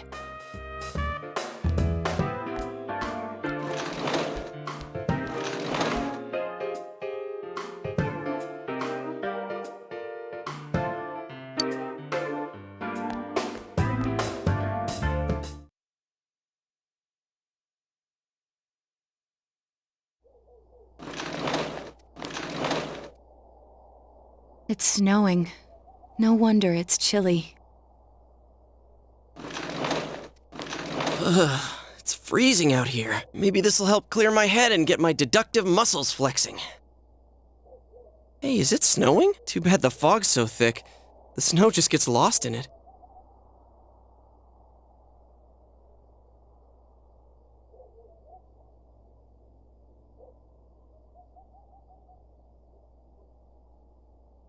What's the matter?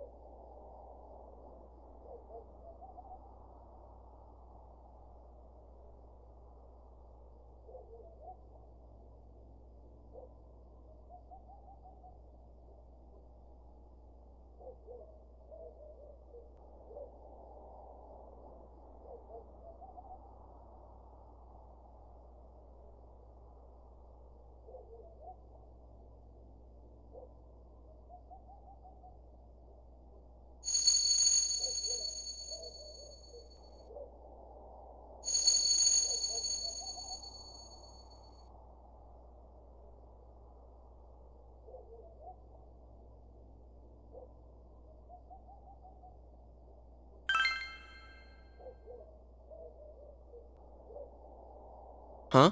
What about him? Detective Adachi. A member of the police force. That is an interesting approach. It would certainly explain the lack of witness reports. It's the same reason no one ever reported seeing Namatame's truck.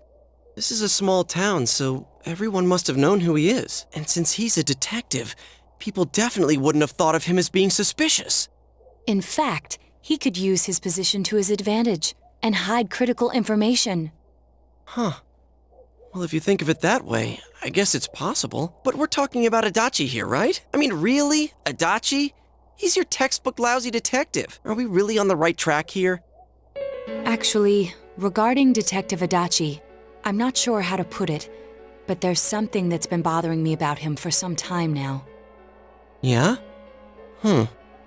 Perhaps it's just my imagination, so I shouldn't speak too... It's cold. I think we've cooled down enough here. Let's go back in.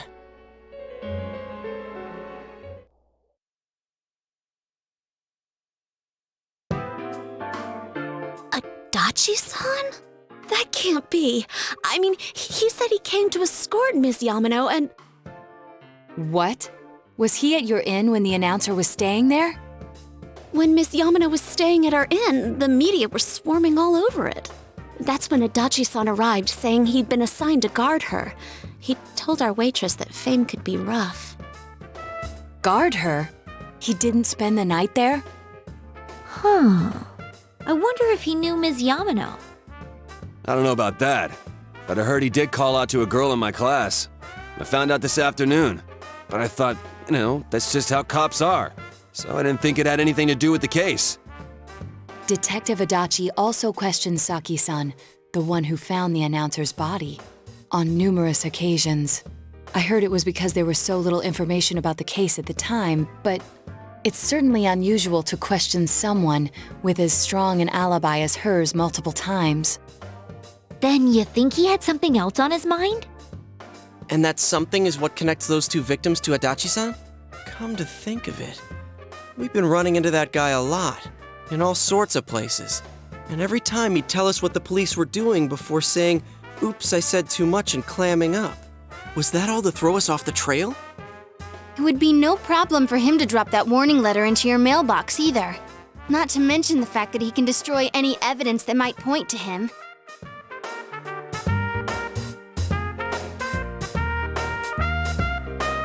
Then, is it really Adachi-san?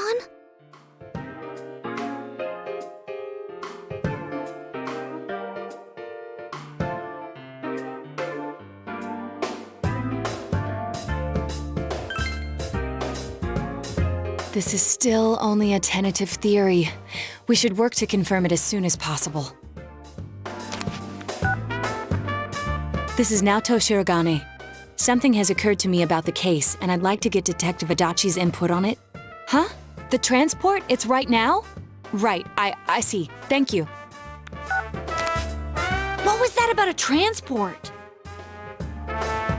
Detective Adachi is headed to the hospital to prepare for Namatame's relocation. We must head there at once.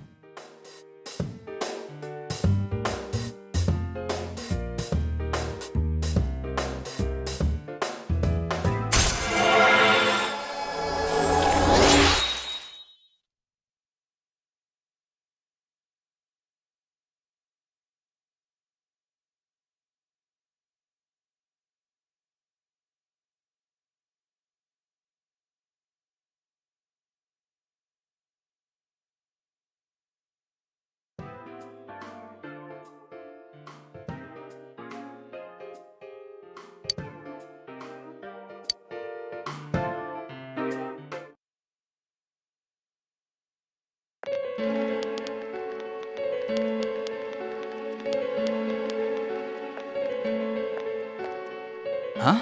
What are you guys doing here? Hey, do you know where Dojima-san went? They told me he snuck out of his room again. I assure you, we've made it clear to him several times that he needs to stay put, but he keeps going off on his own. Jeez, with Namatame finally relocated, I was looking forward to going home. So, he's been relocated. I've been wondering, You seem to be in a terrible hurry to get him out of this hospital.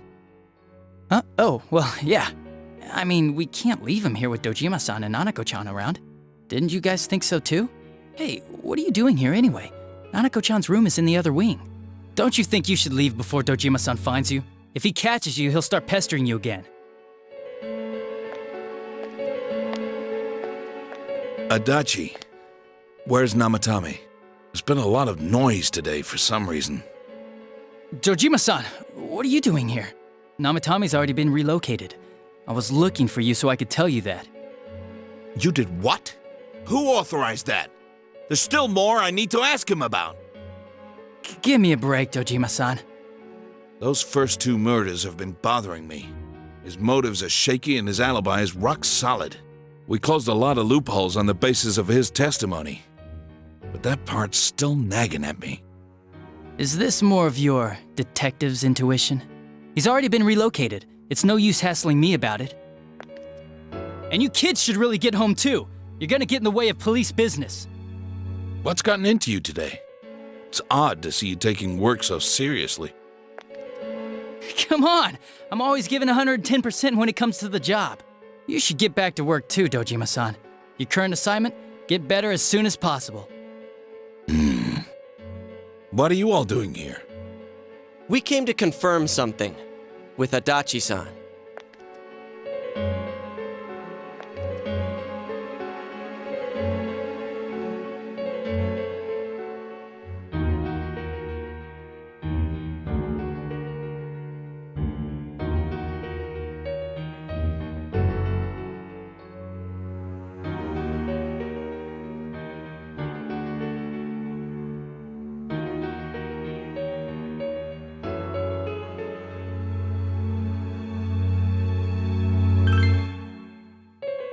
The time the announcer went missing?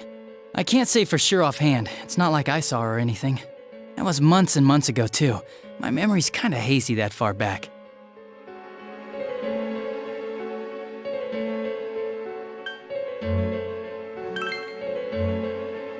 Why wouldn't I question her? She discovered the announcer's body.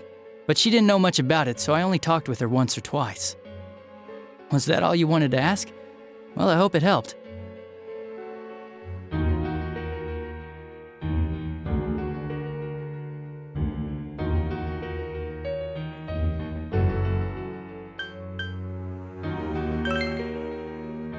Warning letter? The one that was delivered to his house. It's in police custody now, correct? I don't really remember. Hey, what do you mean you don't remember? I gave it to you to take down to the crime lab for processing. You're telling me you forgot? I'm sorry. Your accident was right after that, and what with one thing and another, it sort of slipped my mind. Besides, that thing was just a prank, wasn't it? Jeez, what are you asking me all this for? For crying out loud, what's this all supposed to be about? Dojima-san, you really need to get back to your bed. That's why your wounds aren't healing. And you all need to go home right now. Do you have any idea what time it is? I'm going back. I need to get to the station and report in. Just one more thing, please. We know for certain now that the first 2 murders weren't Namatame's doing. Someone else killed them. Adachi-san, do you have any idea who that might be? I have no idea what you're talking about. 'Cause we think it might have been you. What? That's ridiculous! We already know Namatame's the one who put them all in! What did you just say? Put them all in? What's this putting them in business? Do you know something about the method behind their murders? Don't tell me that all that talk about TVs and whatnot from before was... I see. Now I finally understand. To tell the truth, Adachi-san, I've been fixated on something you once said. Before I didn't know why, only that it sounded a wrong note to me. Do you recall when I read Namatame's diary? At the scene of Dojima-san's accident. At the time, I said, even the victims who survived and were never released to the public are written here. And in response, your words were, wow. then that settles it. How, I wonder? Would that settle anything? At the time, the police had no idea that there had been other attempted murders related to the case. You had no reason to say such a thing. After all, there are countless examples of people disappearing for a few days. Yet when I read the list of names, you raised no objection. Odd that. What do you say to that, Detective Adachi? I don't know. I said I'm busy! Wait, you son of a bitch! Adachi! Ah, damn it! Adachi!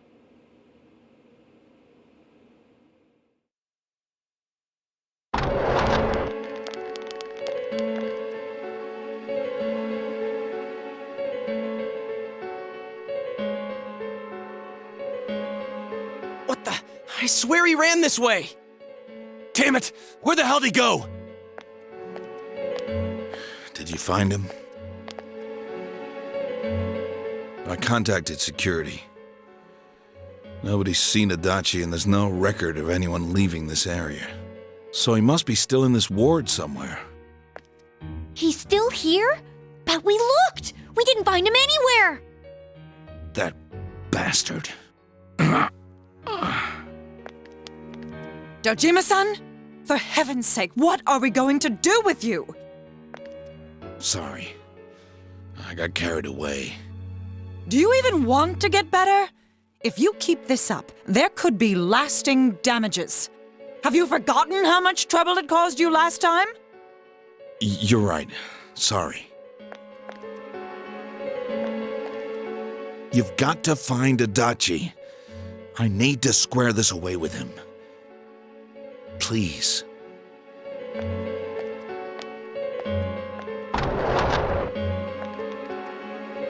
He hasn't left this ward yet? I don't think he would, but could he have... Yeah, I think so. If he's the killer, he can go through, right? You mean he went in through here? We searched every inch in the direction he ran off. There's nowhere to hide. I don't think we could have missed him. He was cornered. It's highly probable that he escaped there. If he does indeed turn up on the other side, that should prove beyond a doubt that he is the true culprit. Damn. So I guess we were right. What do we do now?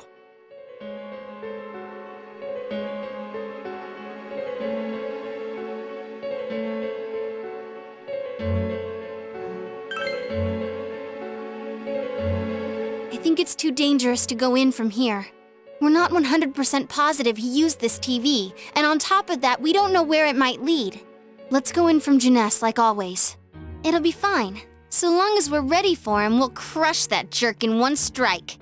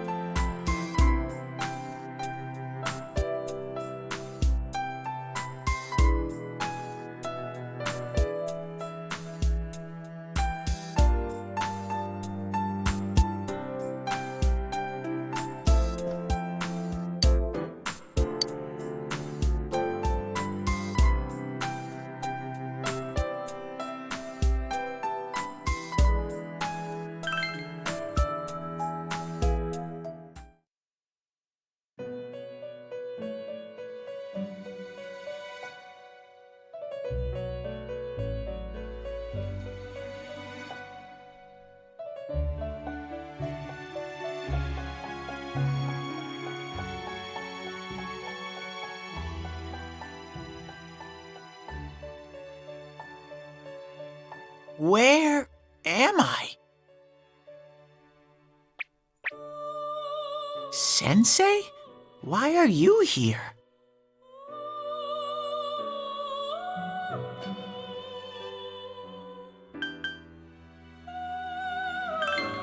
I see. How mysterious. There are so many things I don't know about. But I did realize something. I've been thinking all this time about who I really am, but I couldn't find the answer. I was no one from the start. Humans live in the other world, and shadows live in this world. From the beginning, that's all there was to it. I was just a shadow in that world.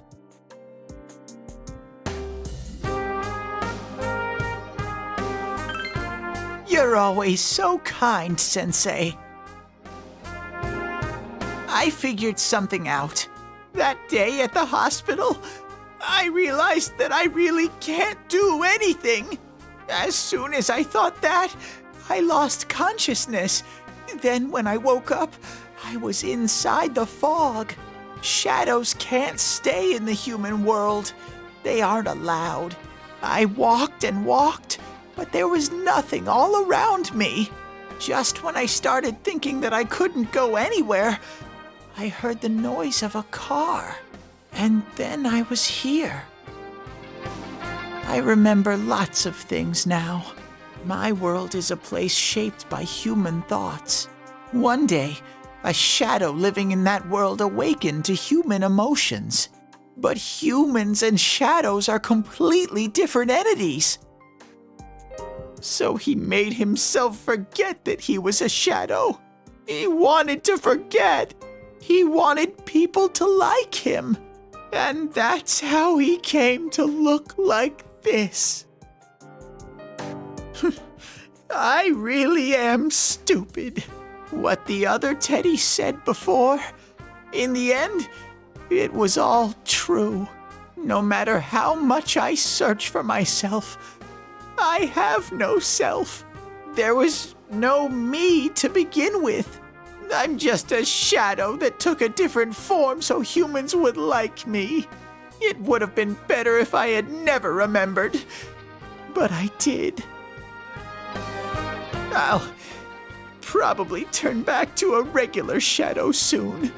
Oh yeah, Sensei, one day, when you meet Nana-chan in heaven, apologize for me.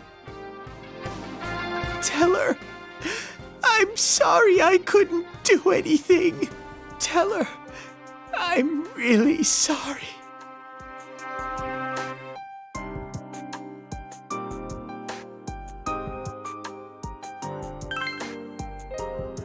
Huh? Really?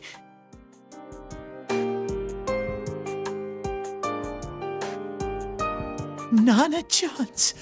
Wow, that's wonderful. I'm so glad. Glad that I could at least hear that.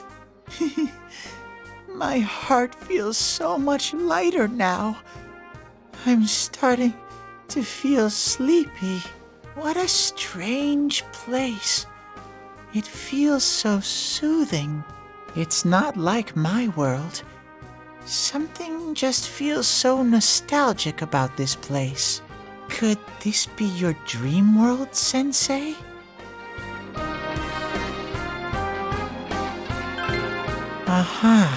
But I wonder why I met you here. What am I supposed to do now?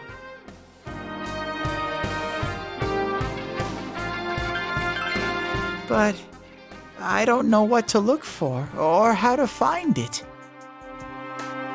No matter how hard I think, there's too many things my little brain can't understand. But I do understand one thing now. I'm glad that I met you, Sensei.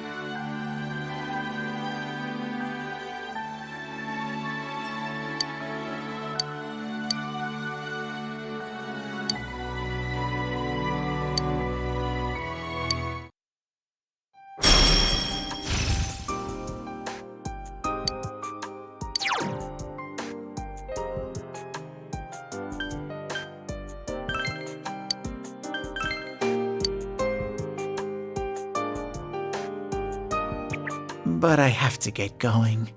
This is your place. It doesn't seem like somewhere that I'd be allowed to stay.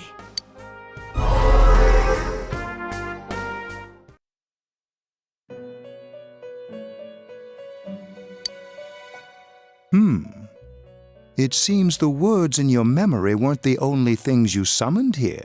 This is a room for guests who have an ego that can be nurtured. Shadows, mere fragments broken off from the ego, have no place here. The water's strength has moved a single stone that had stopped, returning it once again into the flow. Very interesting. Well now, it's about time we departed once again. This vehicle is still on its journey. There is no reason to tarry here for long. Margaret? We're ready to go. Let us depart.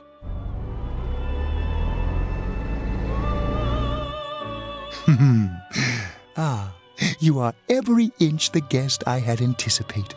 Now, it's time for you to return. I am even more intrigued now as to where this is all headed. We'll be waiting for your next visit.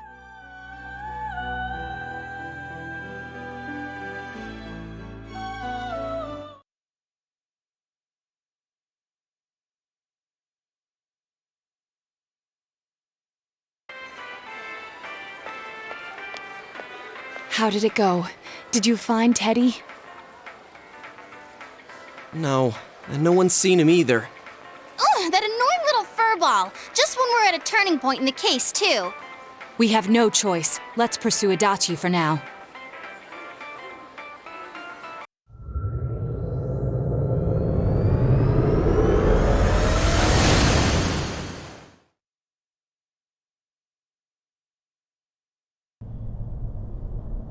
Whoa. Look how dense this fog is. It's gotten even worse than before. What the? There's this malicious aura everywhere. It feels completely different from the last time I was here. I think we'd better hurry. Give me a sec to try finding Adachi.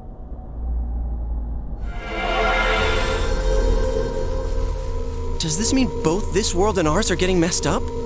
Our glasses work on the fog on the other side. It can't be normal. And I heard more people are falling ill because of the fog. I wonder what's going to happen. I sense him. Adachi's definitely in here. Are you serious? Which way? Hold on.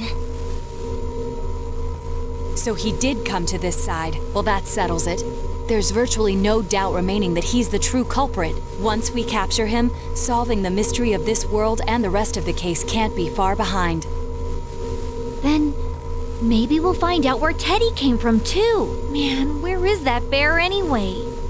Well, I can say for sure he's not here.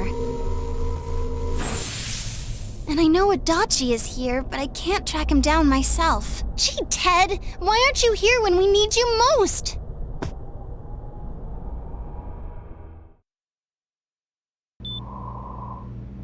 This place. I see. I came back, but it really doesn't matter. I'm completely useless. Nana-chan, I'm so sorry. Teddy?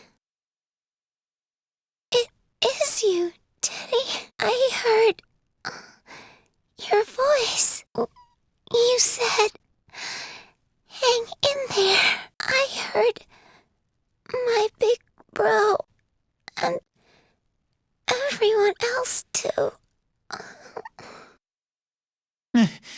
Nana-chan! Hold on! I'll get the doctor!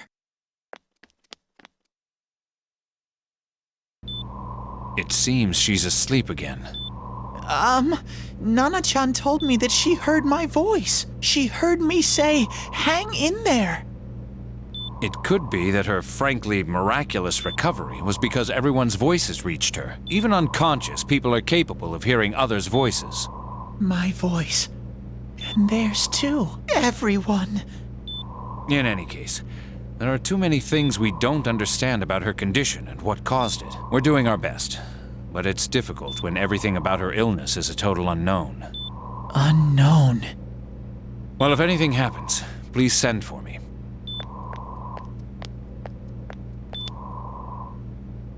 If I'm an unknown being, then the way I can change is unknown too. So all I have to do is make them not unknown. Nana-chan's doing her best. Sensei and the others are probably fighting now too. I'm just a shadow. But Nana-chan cheered up when she heard my voice. So what if I'm just a shadow? There must be something I can do. I can't just give up thinking about things. That's why I came back here. Right, Nana-chan?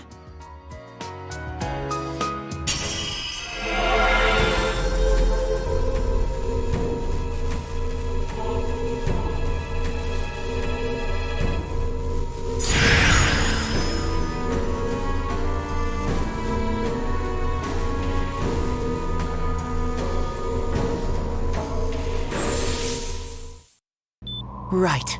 I need to get back to the others. Hang in there, Nana-chan. I'll be back soon.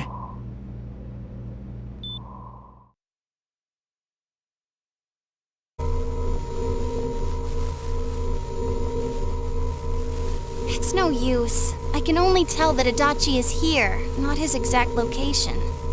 Rise-chan! If only Teddy was with us. Didn't he say his nose is practically useless now? And could he even help us find that bastard? Nope. He'd be no help at all, but he was always there to support me whenever. That bear's a loudmouth, but he's nice to have around. He's always so full of energy. He's lighthearted and always optimistic.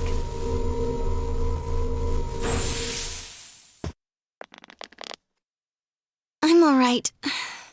I just got a little dizzy. The fog's so dense. It's hard to see through it. Why don't we call it a day?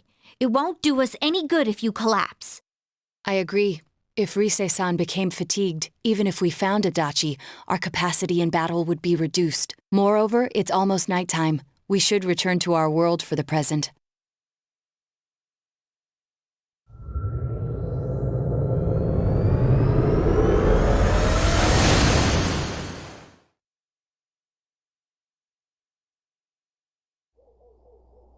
Damn it! We came so far to run smack into a dead end! I know he's in there too. What's wrong with me? My powers are completely useless. Teddy? You little... Where the hell were you? I'm sorry. You idiot! Bad bear! Bad! You're so late! Who do you think you are?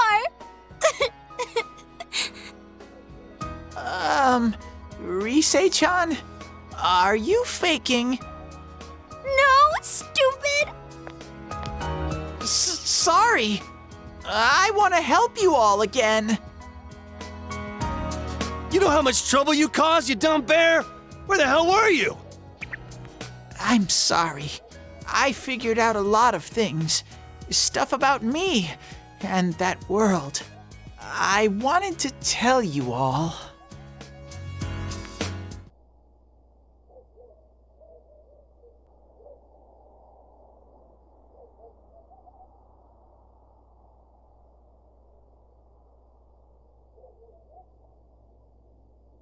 A shadow?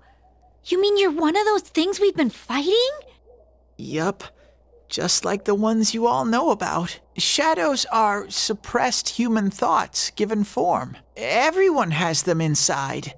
Wait, you say you're a shadow, but you didn't attack us. And you kept telling us from the start that you wanted to bring peace and quiet back to that world, right? But in the end, I was just an ordinary shadow. Nothing special about me at all. I did everything I could until now to try and make my world peaceful. But instead, the weird fog started seeping out into this world too. I'm sorry. I'm really sorry. If I really was special, then maybe... It's no big deal. I mean, we weren't expecting much from you in the first place. And about you being a shadow, we pretty much figured you were something like that anyway. Huh? Ooh, what are you saying? Here I am pouring my heart out to you, and you say you thought I was something like that anyways? No normal person would think such a pretty bear could really be a shadow! So what's the problem with being a shadow? It's true that you may have been born that way, but you now possess the power of persona. A shadow is suppressed power. Once controlled by the ego, it becomes a persona. Doesn't it follow then that you must have developed an ego? Whether the ego masters its shadow or the shadow awakens to its ego.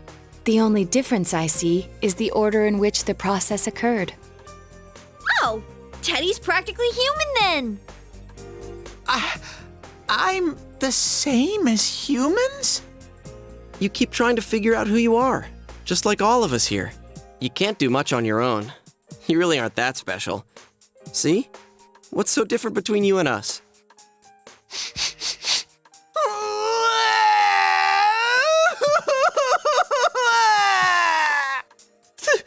Thank you! I'm so glad I met you guys! The rest of us were pretty much a group of misfits to begin with, too, right? You fit right in, man. I beg your pardon? Who are you calling a misfit? Isn't that just you, Senpai? Hey, that's not something a detective would say. Or an idol, either. Gee, stop crying, will ya? Now's not the time for that. While you were gone, we figured out who murdered the announcer and Senpai. It was Adachi. Huh? Adachi? That total goofball? Whoa! I didn't notice at all. Looks like I'm pretty blind to that sort of thing. But you all know him. If you can't find someone like that, I don't think I can help you. Like I said, we're not expecting much from you. Well, the main thing is, it's hard to get pumped about this without someone nice and fuzzy around. Yeah, what Kanji said. Okay. Thanks, guys. All right, now that the band's back together, let's take it from the top. Starting tomorrow.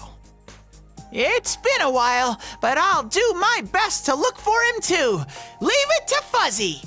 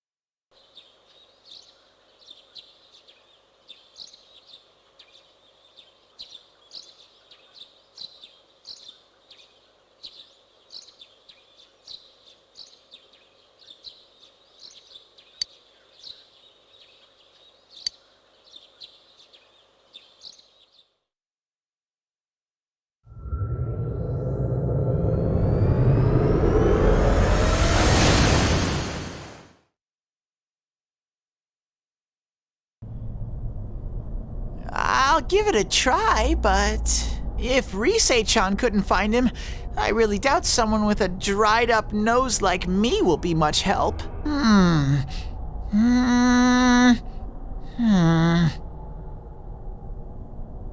I do smell Adachi baby in here, but the fog is completely covering up his scent. Teddy, you can't do it either? When you look at me with those eyes, I get this feeling I've gotta sniff him out no matter what! This is my time to shine! Ooh, I'm getting something!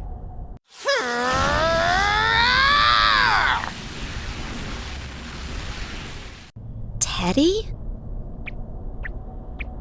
Hey, quit wandering around. You better not flake out on us again. Huh? I sense it from this away. Is it Adachi?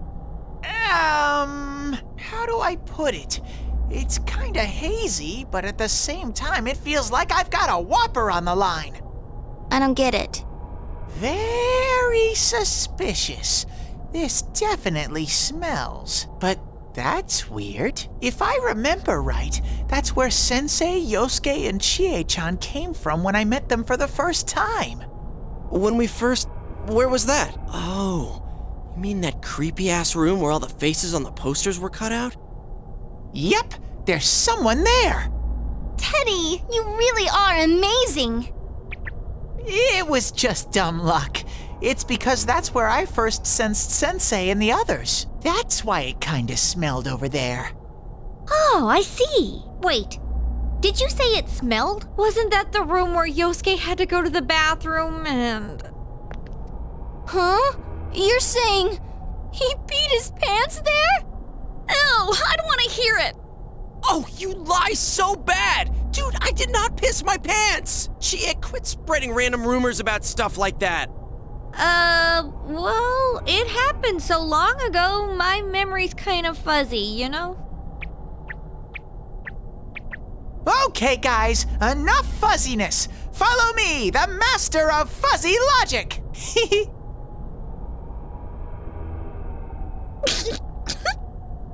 I haven't heard you crack up in a while, Yukiko. Though I really wonder sometimes about your sense of humor.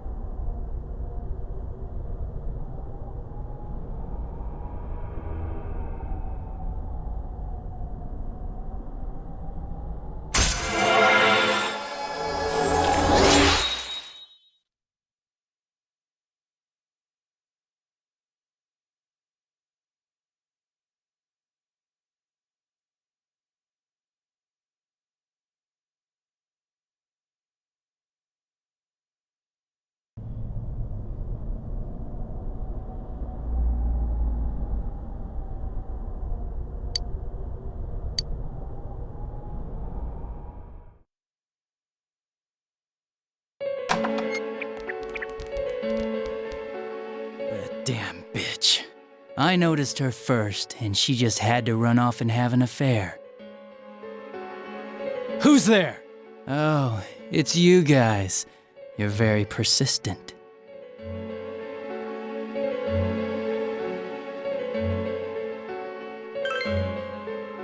You're getting on my nerves, kid. Answer the question! Did you or did you not throw Ms. Yamano into the TV? It was an accident. She started struggling. What else was I supposed to do? I called her out to the lobby because I wanted to ask her something, and then she started getting hysterical on me.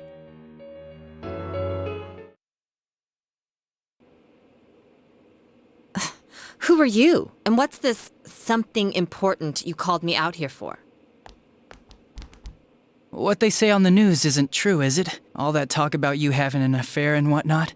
It's all a lie, right? Why do I have to explain myself to you? I see. So you don't deny it. You caught my eye.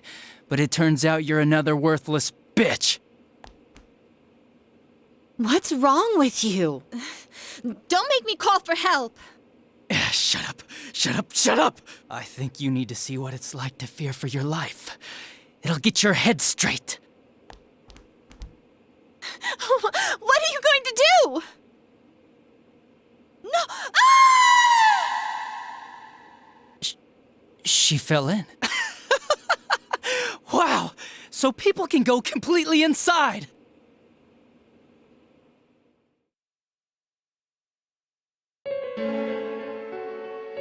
Good thing for me, no one else was around there in the middle of the night. That happened in our lobby? I learned about the Midnight Channel through some rumor. You hear a lot of fishy stories like that on the Force. But it was pure coincidence that I touched the screen and discovered my power. I burst out laughing when I found out. I knew right away that this was going to be interesting. So you tested it out on Mayumi Yamano? Nah, it was nothing like that. I'm a very sincere fellow. I was just trying to punish the stupid bitch a little for betraying me. Yeah, putting them inside the TV was never the plan. But you know, both Mayumi and that dippy high school girl struggled for no reason. Then you were responsible for Saki-senpai's death! Saki? Oh yeah, her name was Saki Konishi, or something like that. At first I just called her in because of work-related stuff, her being the one who found Mayumi's body and all. And naturally, if there was any chance she'd seen something, I'd need to know, right? So I was all set to be a nice guy to her, and then that bitch.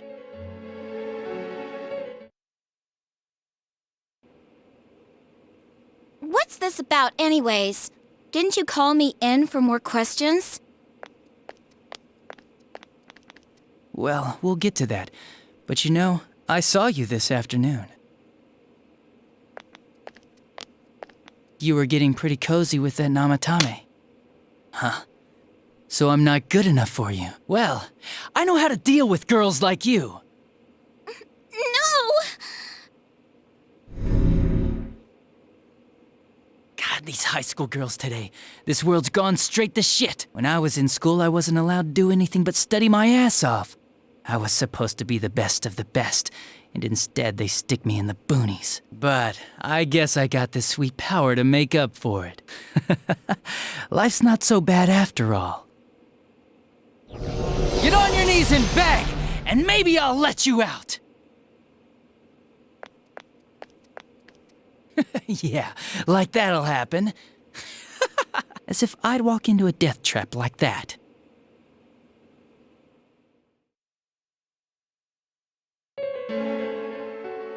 It was a lot easier the second time.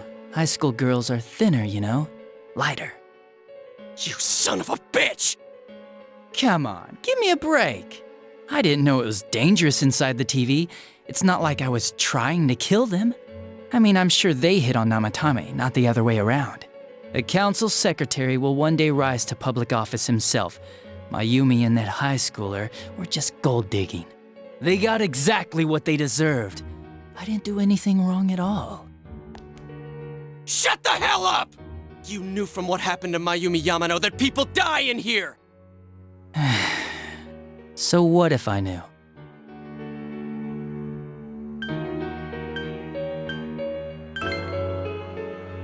No one. You already know it was Namatame who did the rest. He called the police in the middle of the night just after they found that Saki girl's body. The rest of the force had their hands full with the double homicide, and it happened that I was the one who took the call. Namatame said the police refused to take him seriously.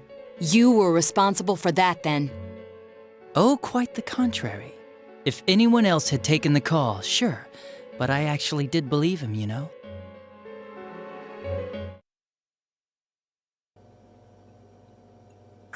That's the pattern to the 2 deaths so far? And now you're seeing a girl in a kimono on that weird program, and you think she'll die too, is that right? Namatame-san, do you seriously expect us to believe something like that? But it's true! If there's any way the police can protect her... Listen, there's no way the police are going to make a move based on a fantasy story like that. It does sound interesting, though. But... Oh, I have an idea. If you really want to save her that much, why not do it yourself? Like, you could shelter her somewhere. Someplace where no one could find her. Where no one could find her? Save her yourself. You can do it. I'm busy, so I'm hanging up now. Bye.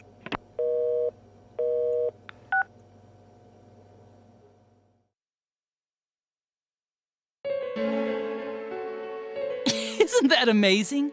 Of all the people who could have received Namatame's call, it ended up being me. Talk about luck! All I did was give him a little push, and he completely bought into his vision of this world.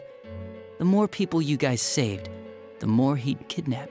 Both sides had the best of intentions, so the game of cat and mouse would never end. It was awesome. You gotta be shitting me! Why? What reasons could you have for doing that? Reasons? None, really. I could do it, that's all. And it was fun. I guess that's my reason? You murdered people just for the fun of it? Come on, all I did was put people in here. I didn't murder them. And Namatame did most of it. I had nothing to do with any of you. You're just dodging the blame! Yeah? Then how would you prove it? He put people inside TVs? You think the police are that stupid? What a jerkwad! I do admit, though, I never thought you guys would manage to track me down. I like that. Games like this gotta have surprises or they get boring fast. It's like when I dealt with that Kubo kid. That was fun, too. Then, you mean to say that Mitsuo Kubo's disappearance was your doing as well? I did sense something odd in his course of action. If he had special powers and wanted attention, why resort to a regular copycat crime? But that wasn't the case. Kubo had no such powers. In fact, he was thrown in by you. Am I correct? It had been a while since I last put someone inside the TV, so I really got a kick out of that one. Why did you do that? And how come Mitsuo didn't say anything about you? You think that didn't occur to me before I did it? Come on, I'm a detective. I let him through to a room at the station with a TV, switched off the lights, and did it quick while he was still startled. As long as he didn't see me push him in and no one else did either, no one would believe him, even if he survived. Of course, I don't think the Kubo kid ever figured out what happened. Wait, the police station? Yeah, he turned himself in pretty quick, actually. This was back when we didn't even know enough to issue a search warrant. But the other officers decided it was just a prank, so they pawned him off on me. I didn't blame them. I mean, a kid coming and saying, "I did it all, it was me." Who'd believe him? But it looked bad. I didn't think anyone would come forward and take the blame for all the incidents. The police were desperate to pin it on anyone. If this kid really did it, they might have announced the case was closed. And if that happened, Namatame would stop saving people. I couldn't let that happen, or the game would be over. That's why I told the others I sent him home. I came up with the idea to put him inside the TV on the spot. The game would be over? You threw him in just so your fun wouldn't end? You gotta have some excitement in life, don't you agree? But then you guys put your foot in it yet again and ruined my fun. Thanks to you, Kubo was arrested again, and everyone acted like he was the true culprit behind it all. Couldn't they see how badly he copied the crime scene? It worked out in the end, though, because good old Namatame kept saving people. I guess the guy started to develop some kind of messiah complex, huh? What an idiot. This is all a game to you. How dare you murder people? Murder Saki-senpai for such a stupid reason! You bastard! I'll never forgive you! You can keep your forgiveness. Our world will probably become just like this place soon enough anyways. Didn't you notice? The fog's leaking out. Everything on that side's pretty much screwed. The two worlds will merge soon, and then there'll be no difference, no sides anymore. What the hell's he talking about? This isn't his real body. The real Adachi is somewhere else.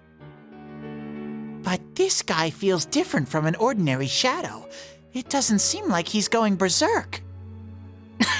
Wow, you can tell that much? This me is just around to greet you guys, and thank you for wasting your time by chasing me in here. I'd say this world has taken a real shine to me. I feel like it's giving me everything I've ever wanted. And the monsters don't attack me at all. Maybe they can tell we have the same goal. The Shadow's goal? By the end of the year, Inaba will disappear completely into the fog. Soon, this place will be reality. I'll be in this world, so if you want me, come and get me. This world has a mind of its own. We'll see which of us it favors. Keep your bullshit to yourself. It's about time you shut the hell up. We'll finish this right now! What a chump! Didn't I just tell you the real me is somewhere else? I'll be expecting you all. We'll put an end to this. Get back here, you! That stuff about the world's mind and how this place will become our reality. Was he serious? The rest of his confessions were consistent. We'd best proceed under the assumption that it's no lie. It felt like he's gained some strong power after coming here. Not only that, maybe he got taken over by that power. So what he said about the two worlds becoming one, that's really gonna happen? Didn't he say that it would happen by the end of this year? What happens then? I think he means this world will engulf the human world. The people in town are acting weird. It's like when the shadows that emerged from people went berserk. If the fog gets even thicker, and this town is completely shut off from the outside world, then the other side might become full of shadows, like over here. You mean everyone's gonna turn into shadows? Damn it! Damn that bastard! Why? We went through so much to get here, and now it turns out he was pulling our strings this whole time?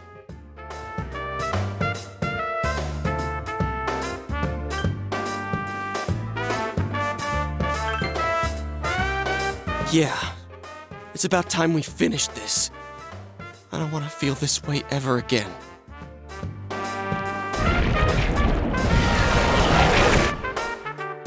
There's a path we can take now. I sense Adachi's presence from that direction. He's taunting us. Bring it on! Let's go kick his ass right now! Wait, I suggest we prepare ourselves first. We can't let him stab us in the back ever again. We must face him with all the power at our disposal and defeat him without fail. I'm a little worried what he means by the end of the year, but now's not the time to freak out. Let's get prepared. Let's get over-prepared and leave footprints all over his stupid, smug face!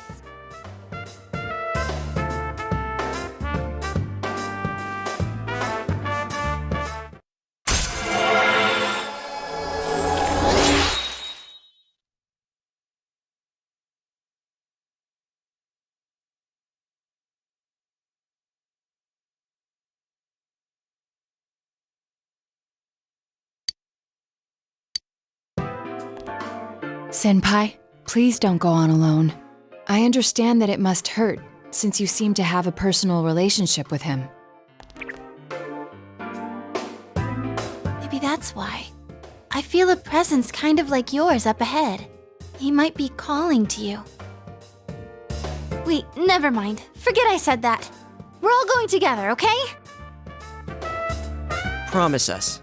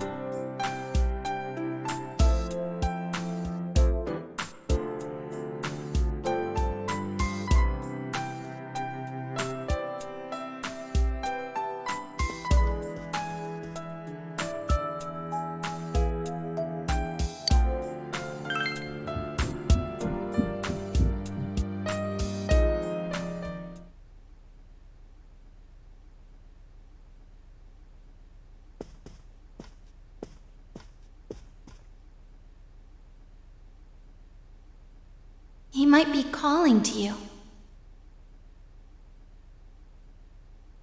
We're all going together, okay? Promise us.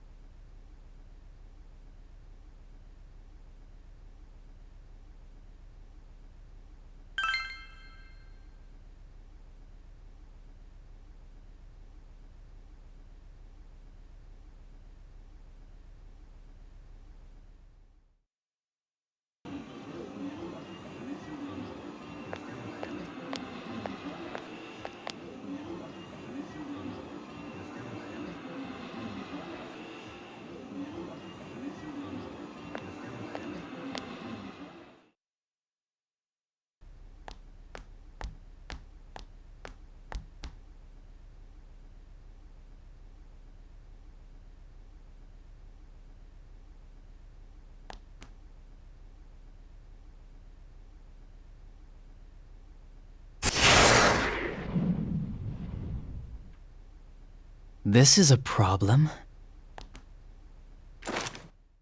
Why didn't you bring the rest of them? You're such a party pooper. You couldn't even bring your wannabe detective friend?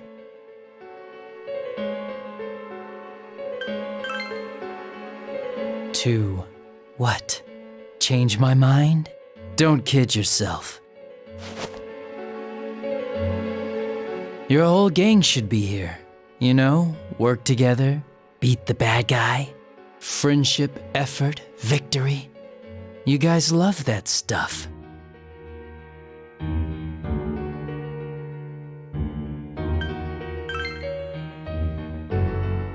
Oh, really? Just what was it about me that made you want to believe in me so bad?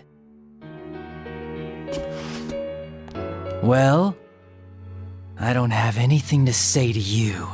If crimes could be solved by appealing to morality, we wouldn't need the police. The person you believed in was a version of me who only existed in your head. You decided on your own to believe in me, and that decision betrayed you. Why complain about it to me?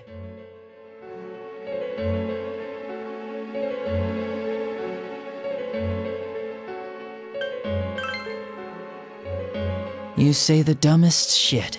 It's people like you who come to me alone, naively thinking you can turn me around, that piss me off the most. What do you think will happen if I shoot you?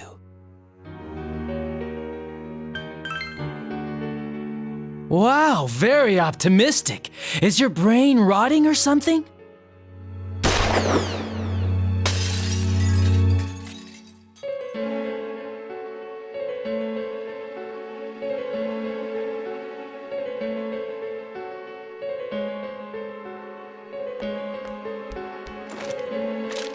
Do you get it now? We're done talking. I won't miss next time.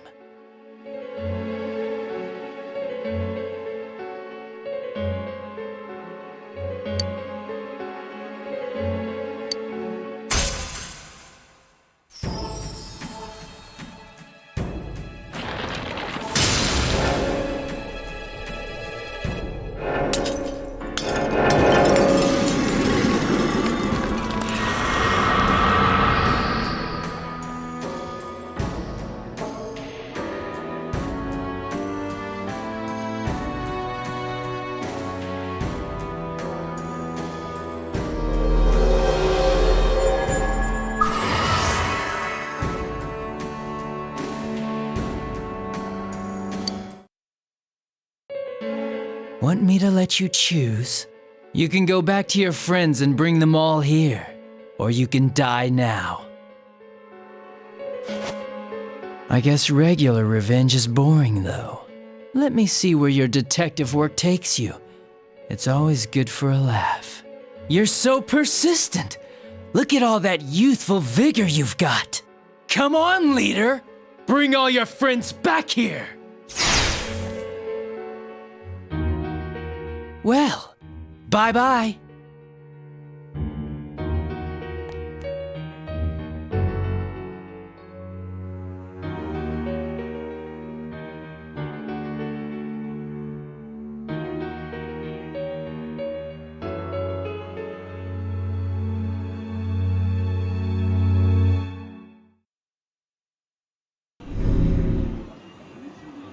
Welcome back. I told you not to go alone, though I knew you would anyway. It's okay. I understand. I'll keep it a secret from the others, and I won't ask about Adachi for now. But come on, you should trust us more.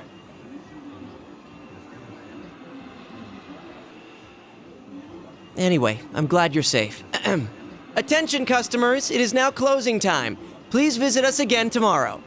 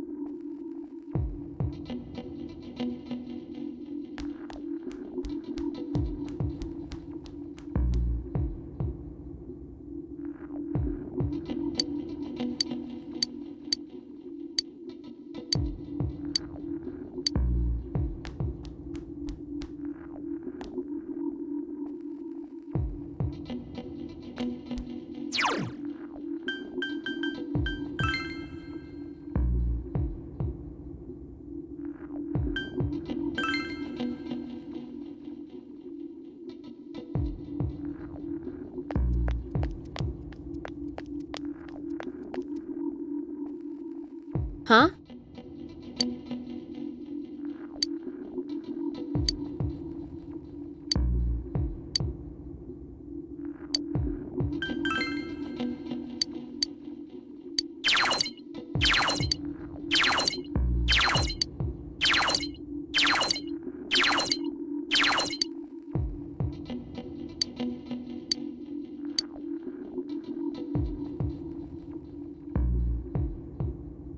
Let's go.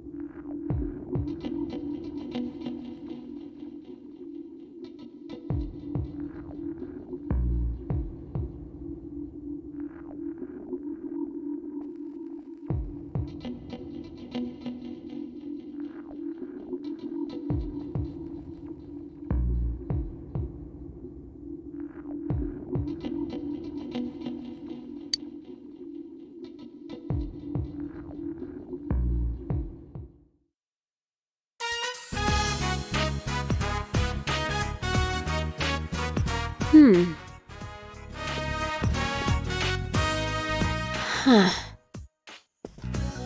Huh.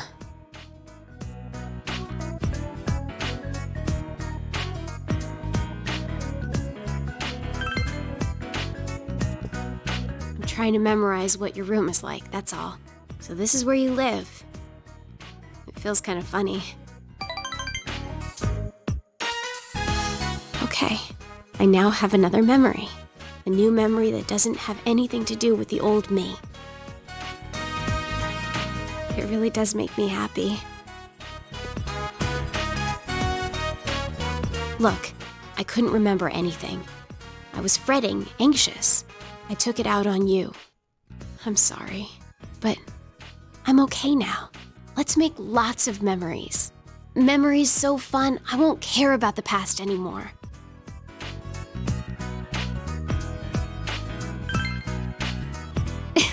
Well, yeah, I can't do it without you. So, you'd better lead the way.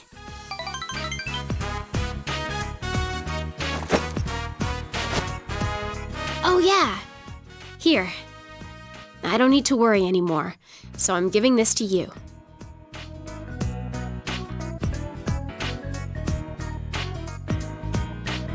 Finding my memories, making new ones. Either way, I'll be with you, right? So, I want you to have this.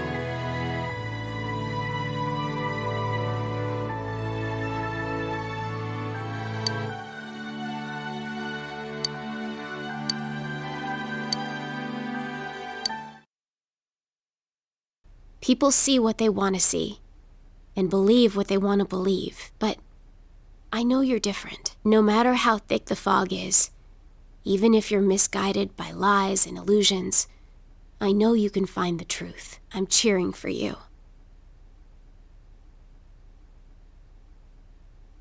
So, what do we do? You're gonna make new memories with me, right? Memories of the two of us.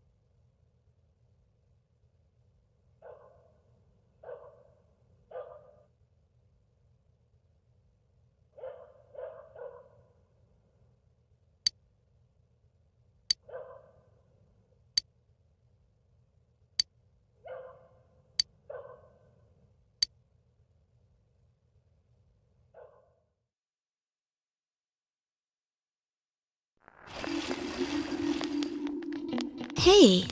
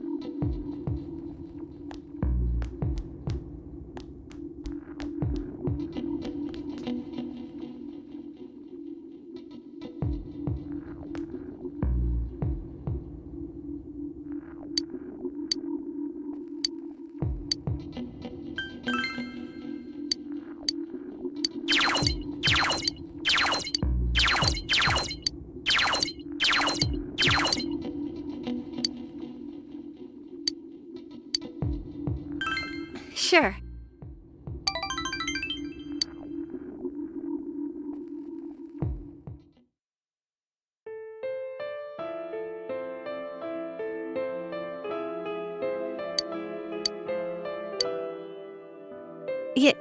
You know...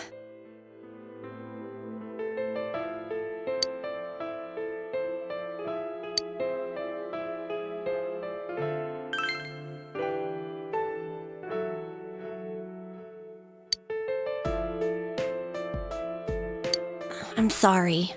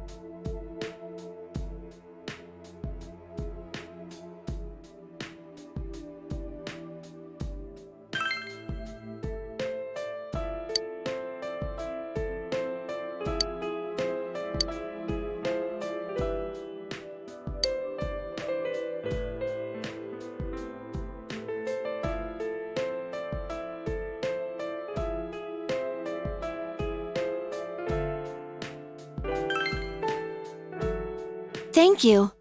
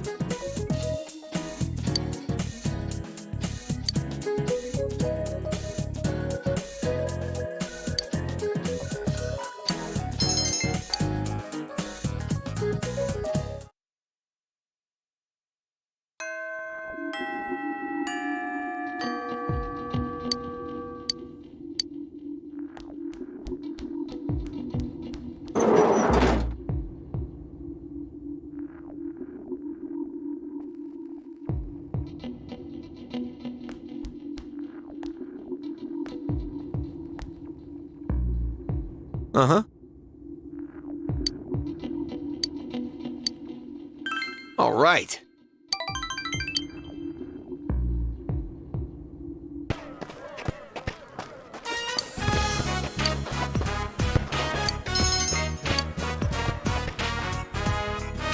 Hey, man.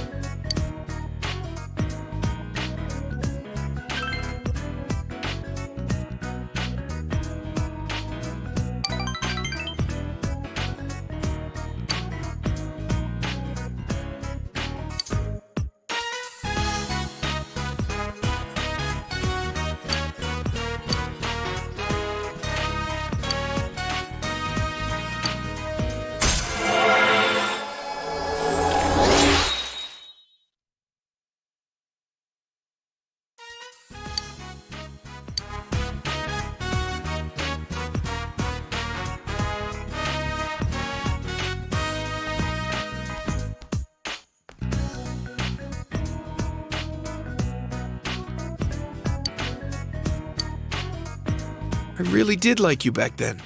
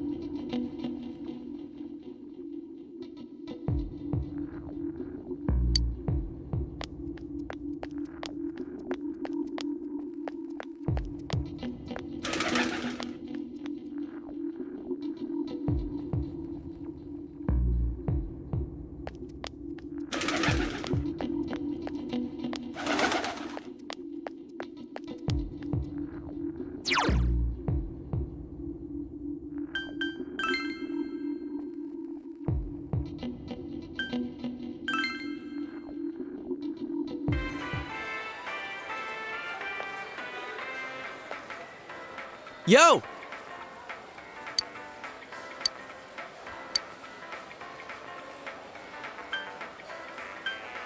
Yep.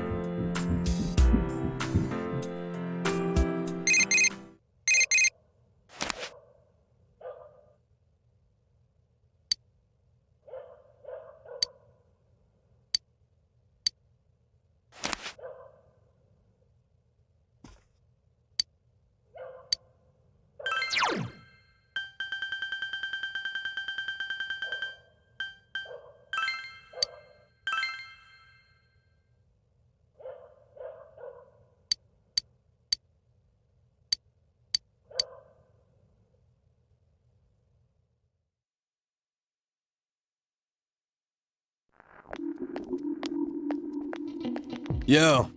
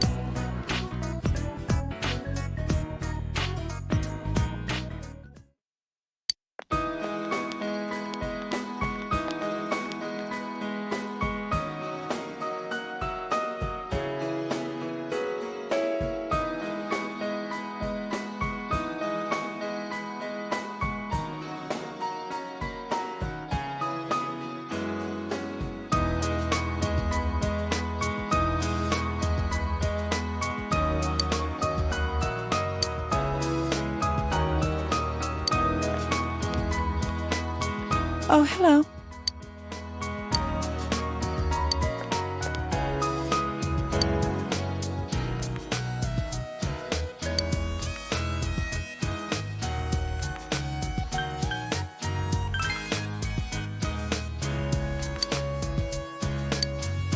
Huh?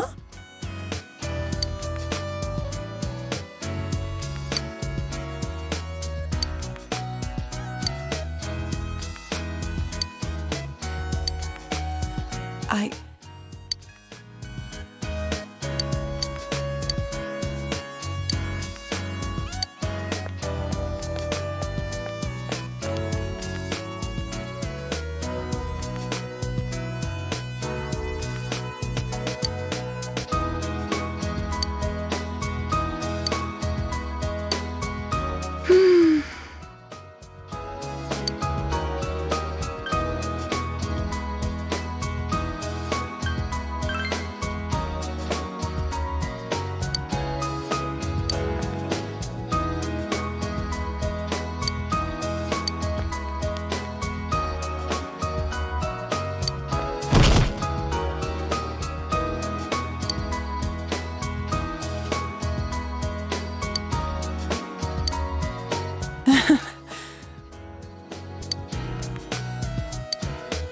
Thank you.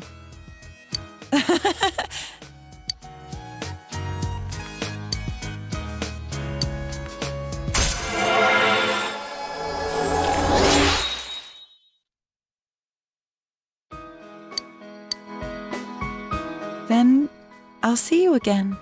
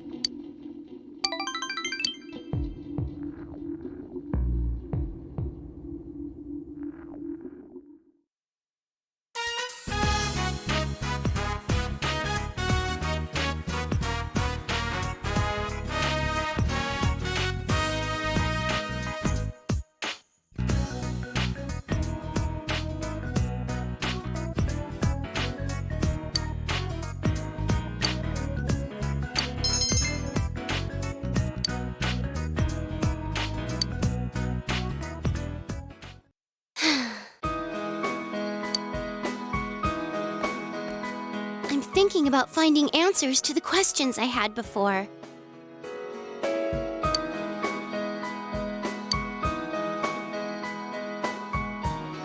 He and Mom are the ones who gave me life. Then, what can I do for the people who gave me this life? For the people who have supported me? I've been thinking about it all this time.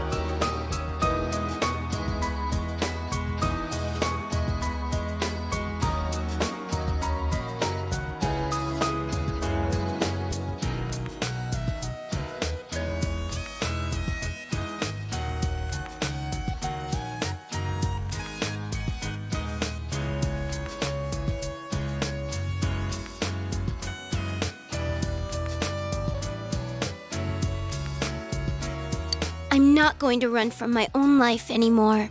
After all, I'm the only person who can live it.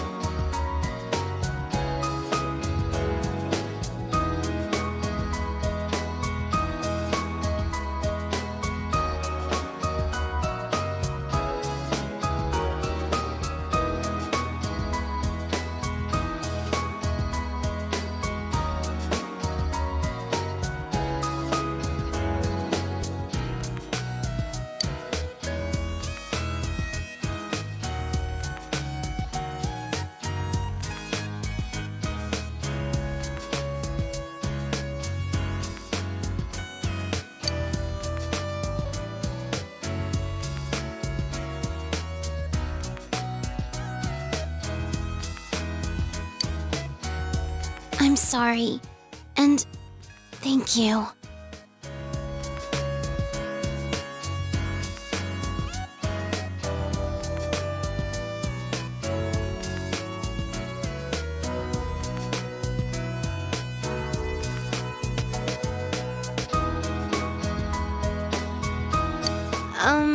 Can you take this?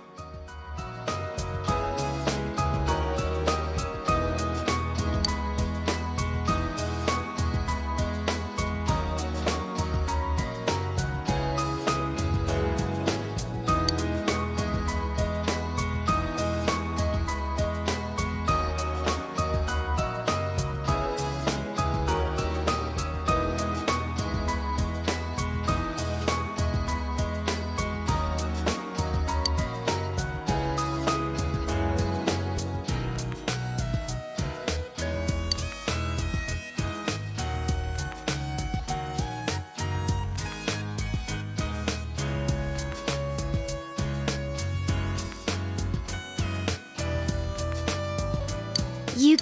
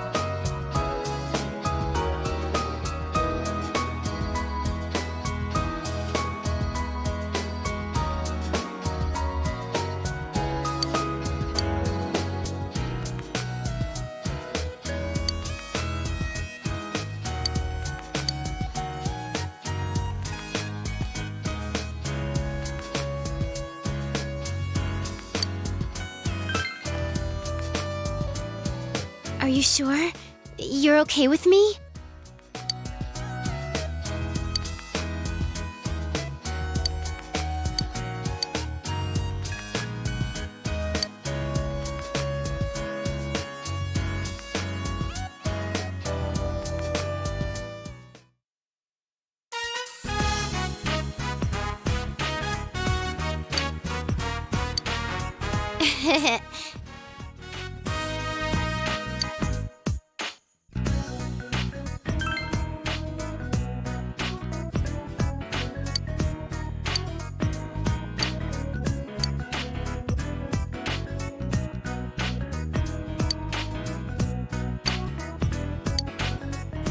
You jerk!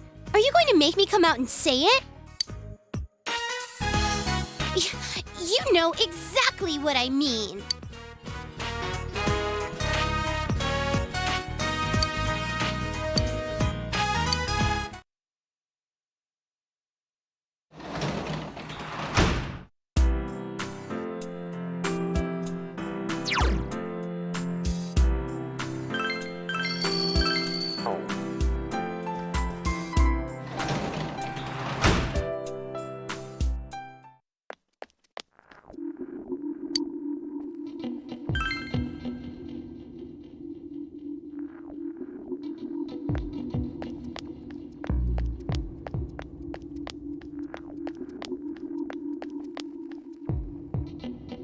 Oh.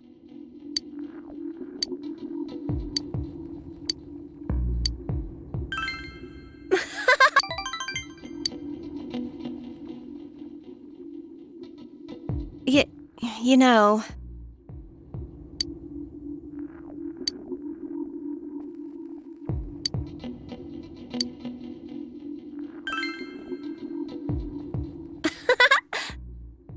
Thanks.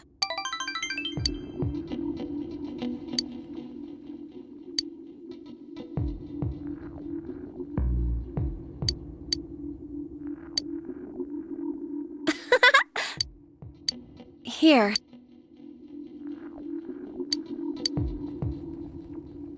See you again.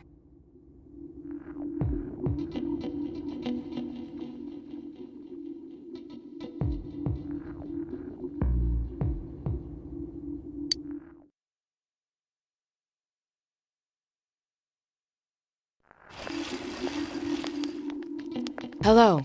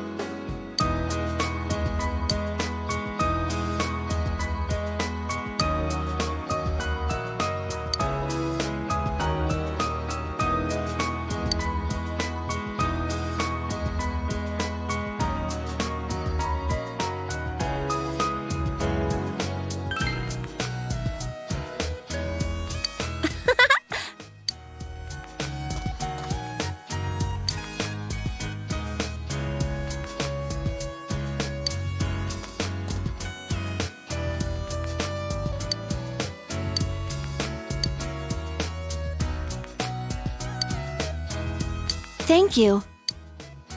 You're the only one who didn't pay attention to the rumors flying around about me. You saw me as I am.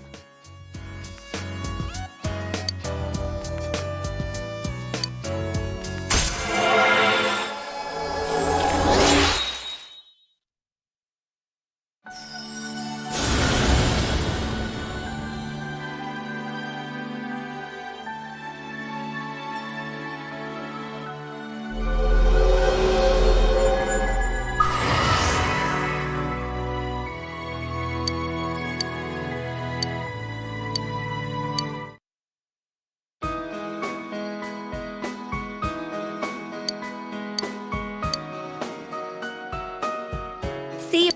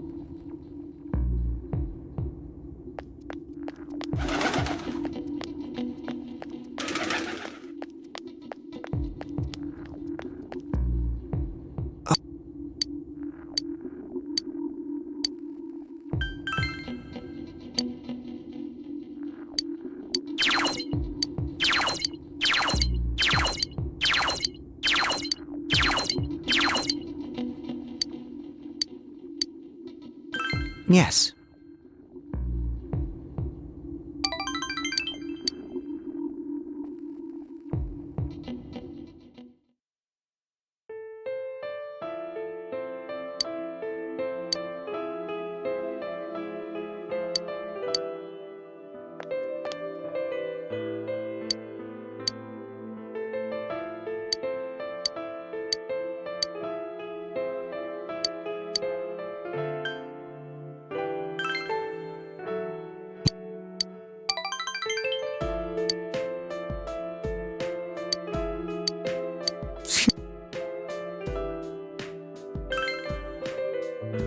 over, sis.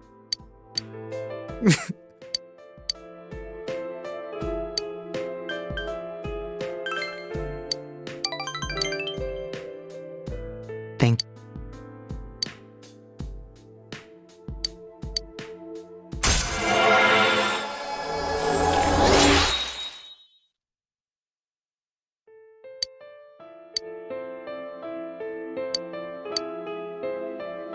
I'll see you again.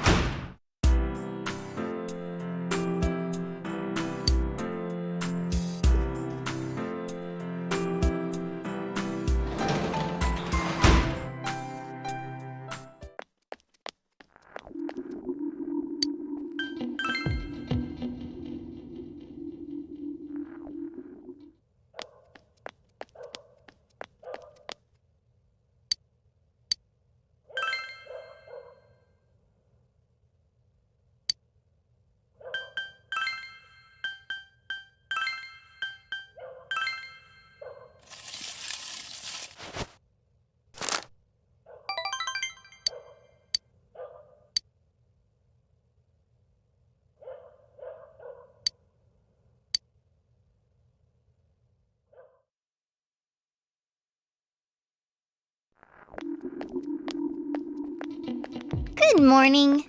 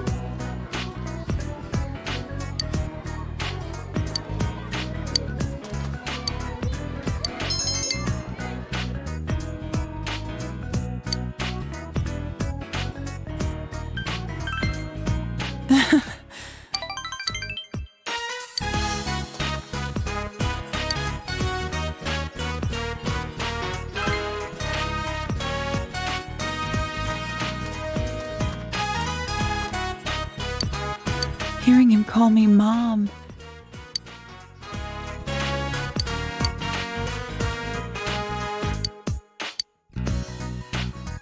He said...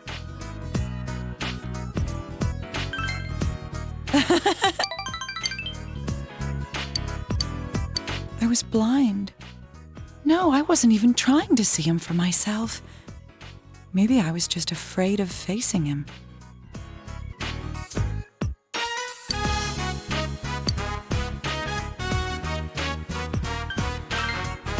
You're...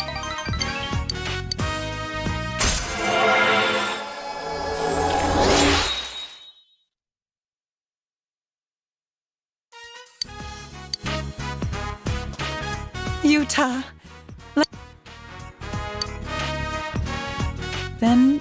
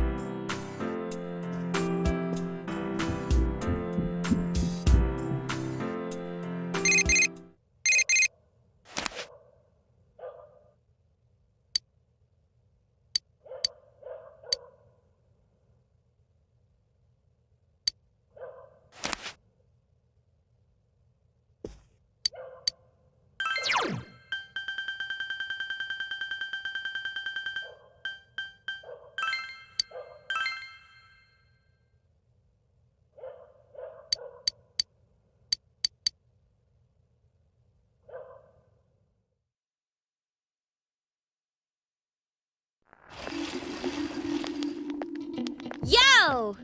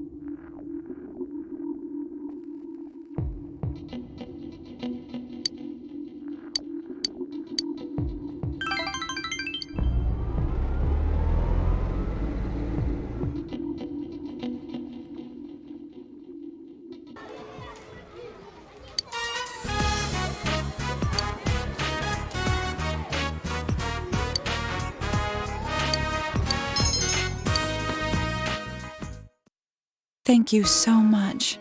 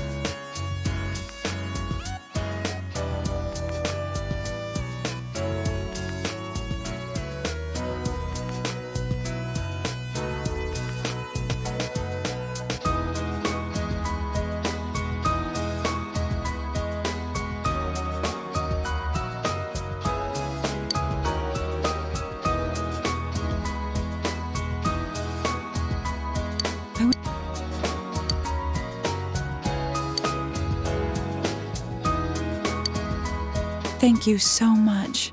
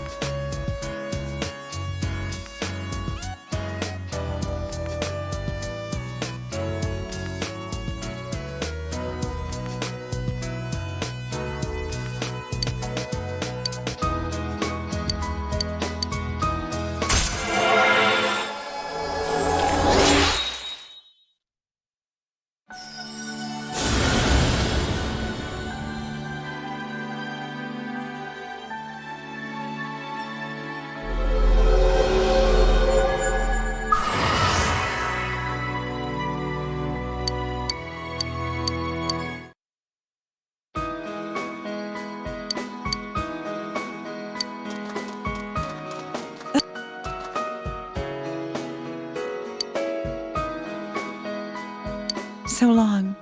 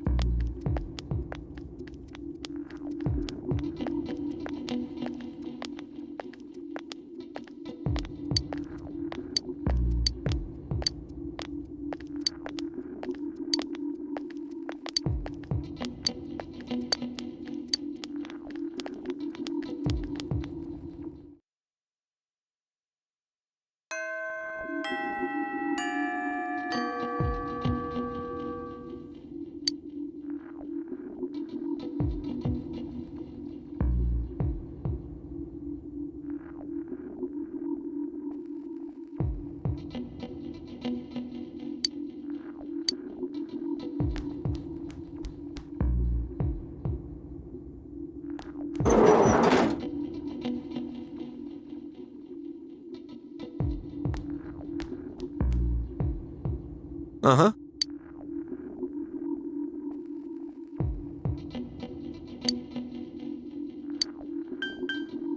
Oh, that's so?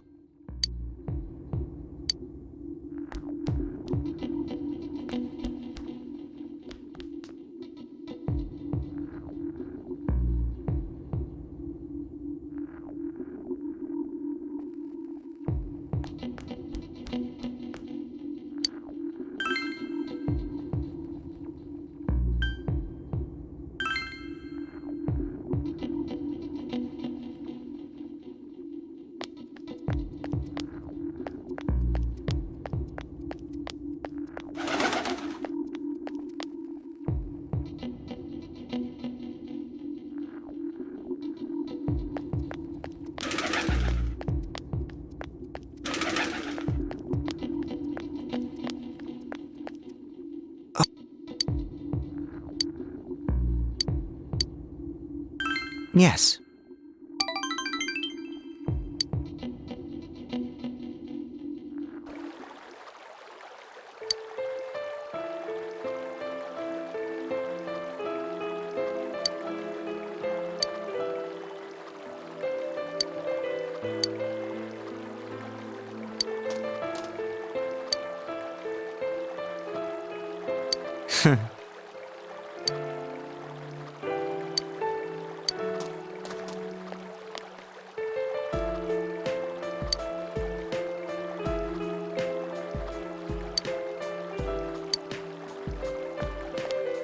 I've been trying not to think about it all this time.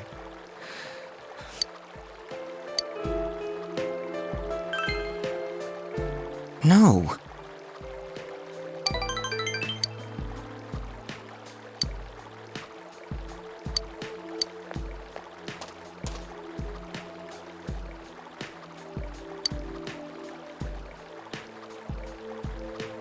I wanted to give it to you.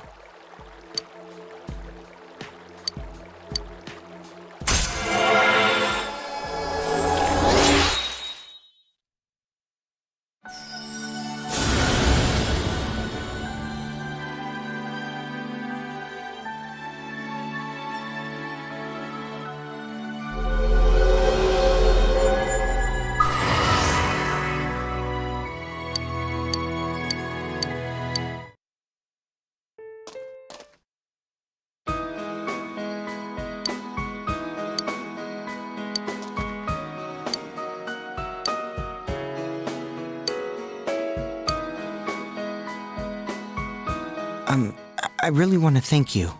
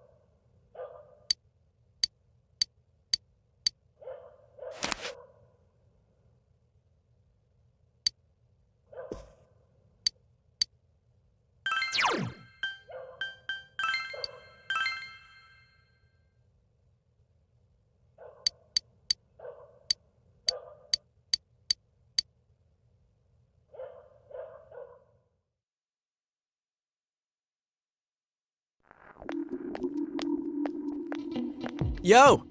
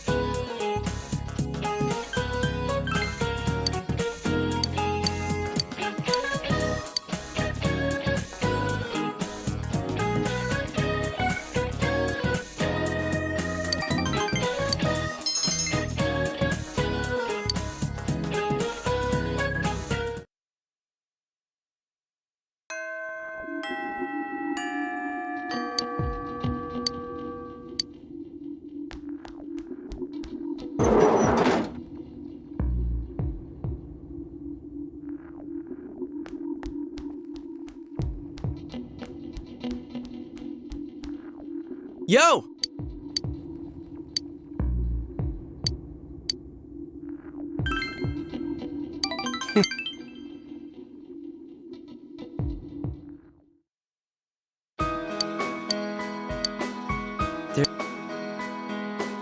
Somewhere deep down, I didn't trust you. No, it's more like I was jealous of you.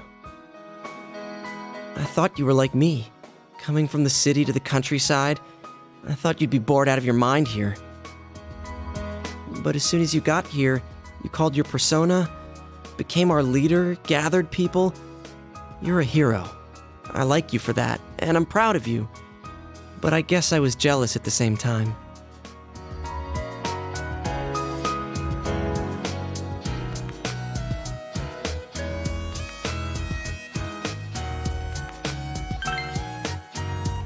I didn't know it either. When I called you special, I thought some more about it. I think out of everyone, I wanted to be acknowledged by you the most. So, I want you to hit me. Give me a good one. Knock out all this crap inside of me. I want to be equal with you. I want us to stand shoulder to shoulder. So come on.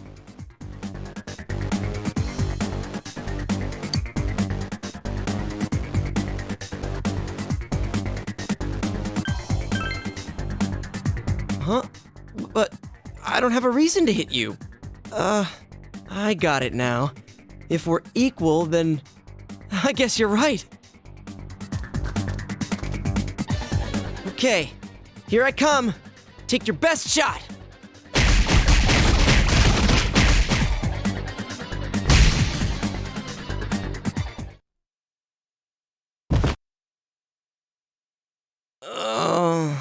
Your punches are brutal. I was seeing stars there for a second. But thanks, man. I don't know how to say it, but that sure beat words. You can have this. If you start bleeding, put that on. You know, we should fight more often. Phew. The sky's so high up. Is Saki-senpai watching us? Is she smiling at us? Senpai, I'm going to live. Without lying to myself, without deceiving myself. Days like today, days like before when I did nothing, they're all important days. They're all days you didn't live to see. I'm going to live them here.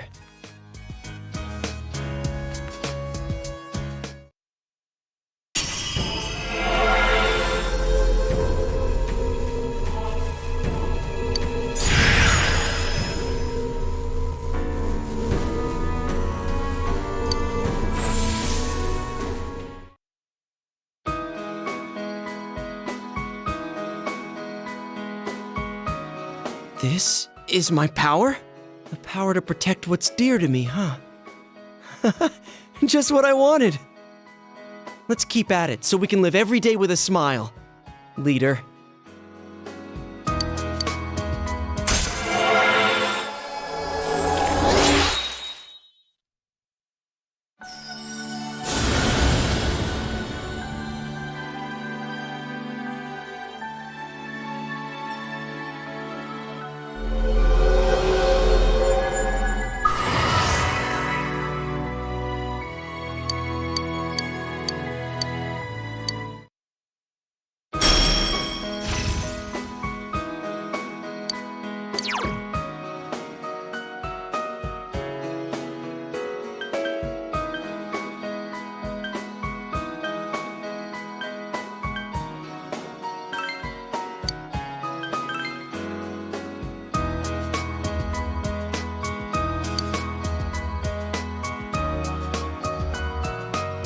Well, we're all counting on you, partner.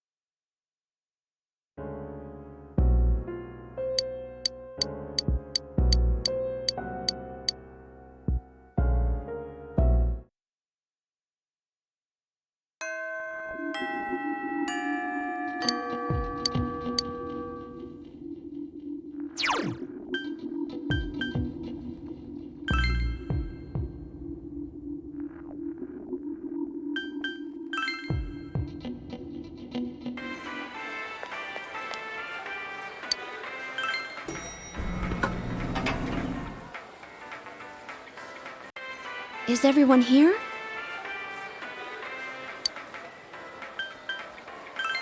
Yeah, let's go!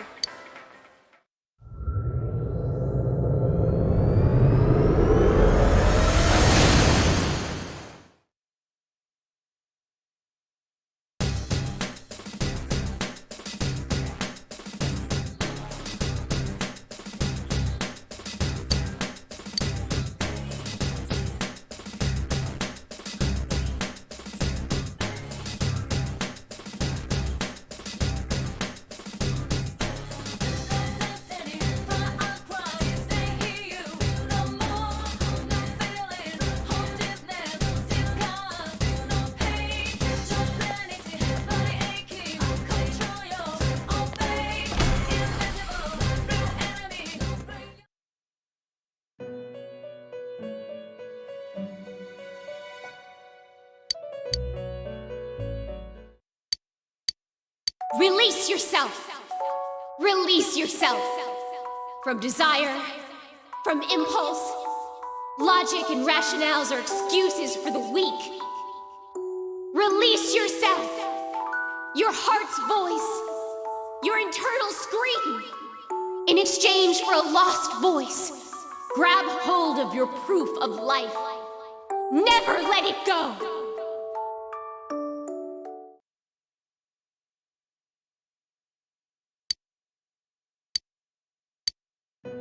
What is this?